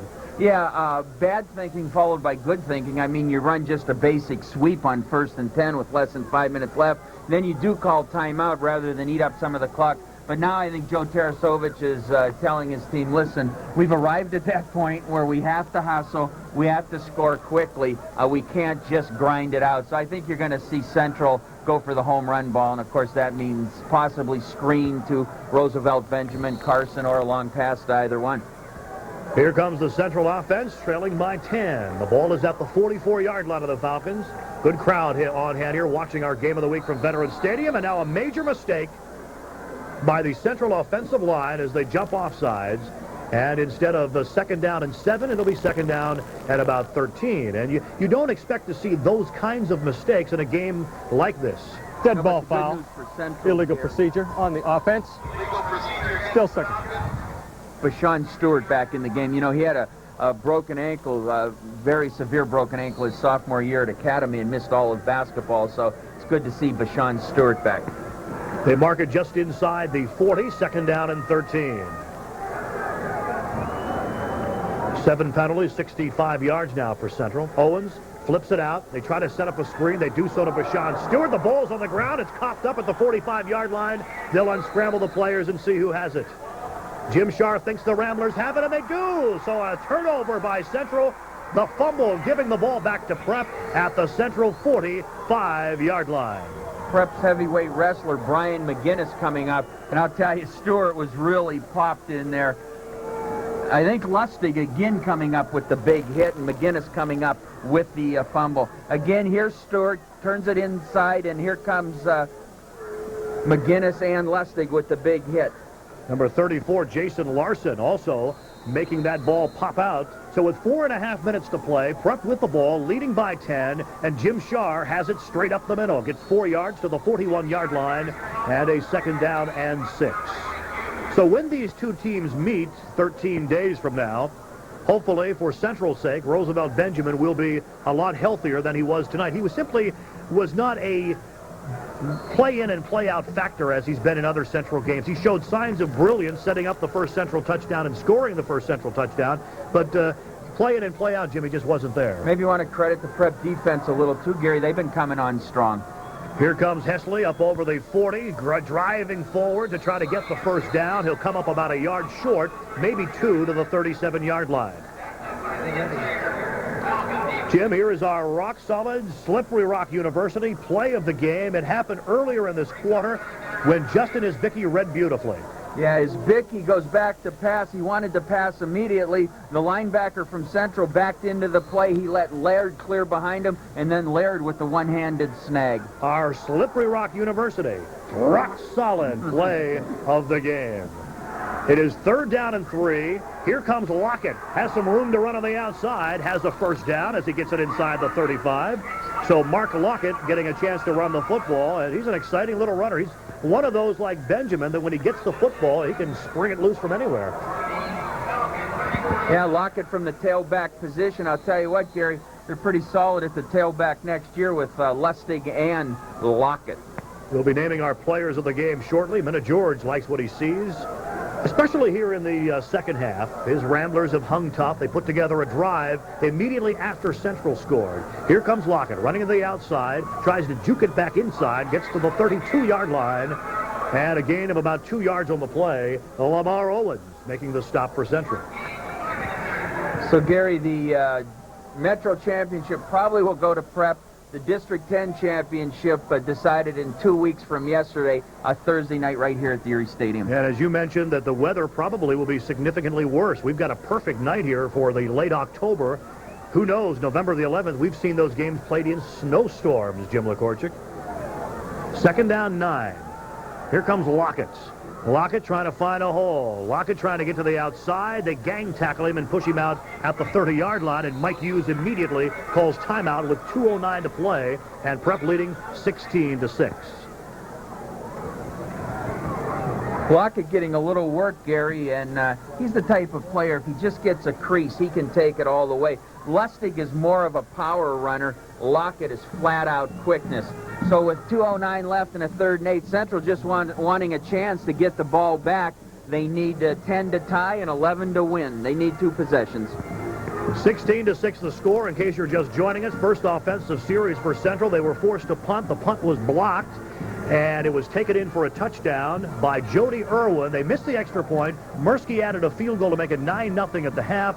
Central then scored on a Benjamin 3-yard run set up by a Benjamin 56-yard punt return. They missed the extra point, but then Prep came right back early 4th quarter. You saw the rock-solid play of the game is Isbicki to Laird, and they made the extra point in a 10-point game, 16-6. Here, you got to credit the Erie football fans that come out tonight. A nice evening, but still a game they know they can see 2 weeks from tonight, but about 4,000 people here. Good deal. 3rd down and 8 for the Ramblers. The ball is set up at the 32-yard line. And here comes big Jimmy Scharr pounding his way to the 30. Central has him and drops him right there. So it'll be 4th down and a timeout on the field called again by Central.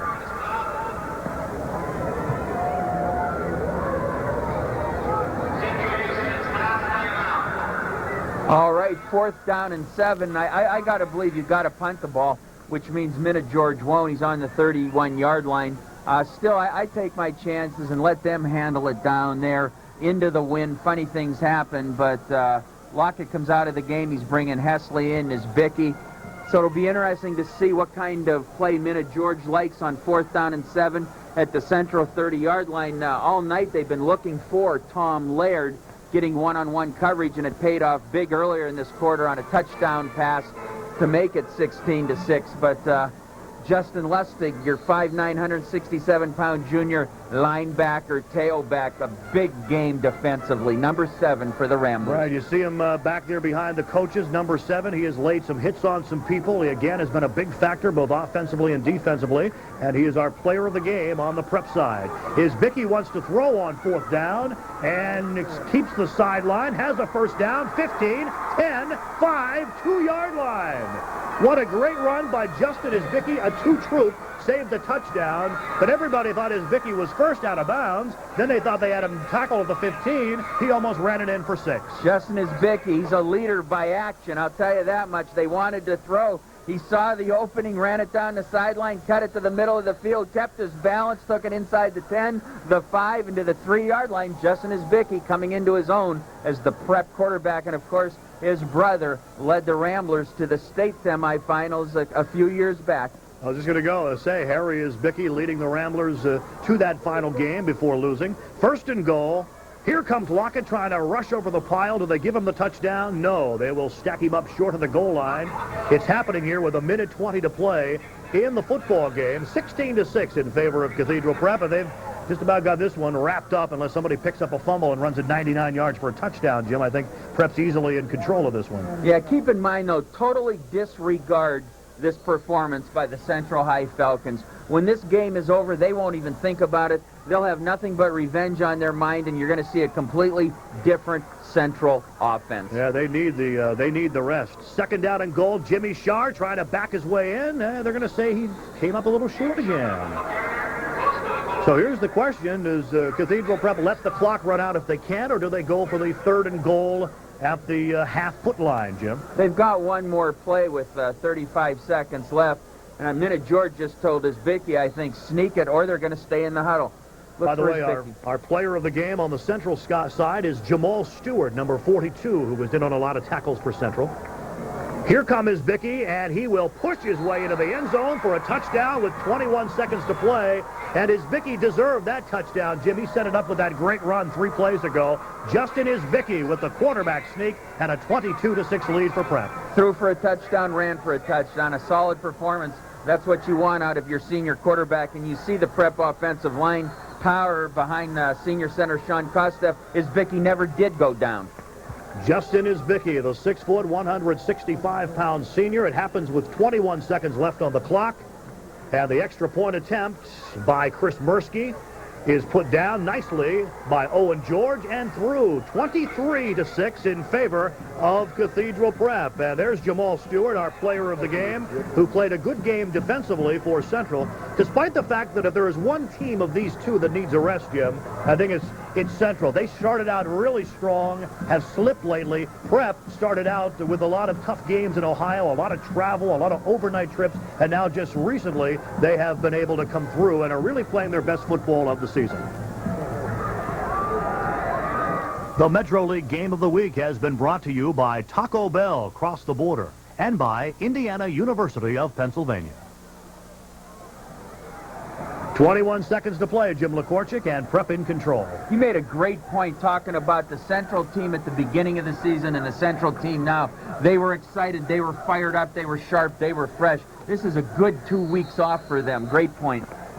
Here is Mursky with the kickoff, and Central will get one last shot with the football. It is picked up on the far side of the field and immediately downed over there by number 30, Art Farrell. And so Central 23-6, trailing only 17 seconds to play, and the Ramblers, after holding the Metro title for 10 years, Jim, and then having it seen take away by Central last year, will get it back. And I don't think for a minute you can downplay the fact that Prep wanted to win this game, end their season on a winning note, go 5-4, a winning record, and win the Metro championship. You know, you're right. Prep wanted it a lot more tonight than Central. I think the coaching staff and everything, they were a lot more excited on the Prep sideline. Down to 5 seconds. Lamar Owens will take one more snap. He will head back to throw. The clock has run out. This is the final play of the game. Owens sends it up, and it will be dropped, almost intercepted by Isbicki, but that is the final score. 23-6 in favor of the Ramblers. They win the Metro League. We'll be right back.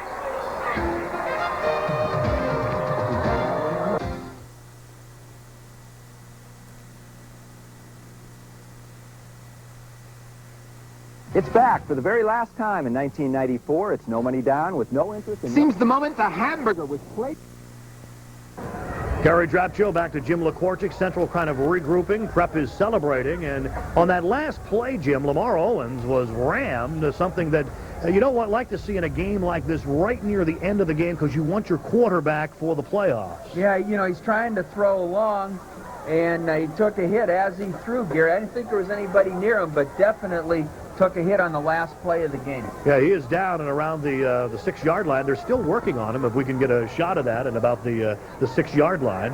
But the Ramblers with the win, and they are the Metro champions, Jim. And as we mentioned just moments ago, this is a game that they really wanted to win. They did not want to end up with a losing season. They did not want to give the Metro title back to Central. Gary, they had won like 10 straight Metro championships till last year, and they had a goal, and that first goal was win the Metro championship. You can see Lamar Owens, the outstanding junior quarterback from Central, still being attended to. All right, we'll be going to picket fences in just a few moments, but as far as the playoffs go, these teams will be playing in about 10 days, 11 days. It'll be November the 11th on a Thursday night right here at Veterans Stadium. It will be Central, and it will be Prep for the District 10 Quad A Championship. Now, you know, Jim LaCorchick, in the final 30 seconds, that Prep has some momentum going in, but a lot can happen in 2 weeks. You can forget about these kind of games in 2 weeks, and I think, like we alluded to, Central has more time or needs more time off than Prep does right now. Yeah. The time off may hurt Prep. Central needs charged up while Prep is really, they want to play tomorrow. Central wants to play in 2 weeks. Prep wants to play tomorrow. And as you said, this team needs to get recharged. This is a tired Central team. That Ohio journey for 3 out of 4 weeks took its toll on this Central team. We want to, first of all, thank everybody. As you see their names on the screen, Jim LaCorchick, I want to personally thank you for a great season. We have had a blast here on our Game of the Week, and we will be telling you more about our winter sports package of basketball and hockey, and you hope you'll join us, at least for the basketball part. I know hockey's not one of your favorite, right? Oh, I know one thing for sure. I won't be there for hockey. But we'll see you for basketball. Good night, everybody. A final score here from Veterans Stadium, 23-6 Cathedral Prep. Let's join picket fences now.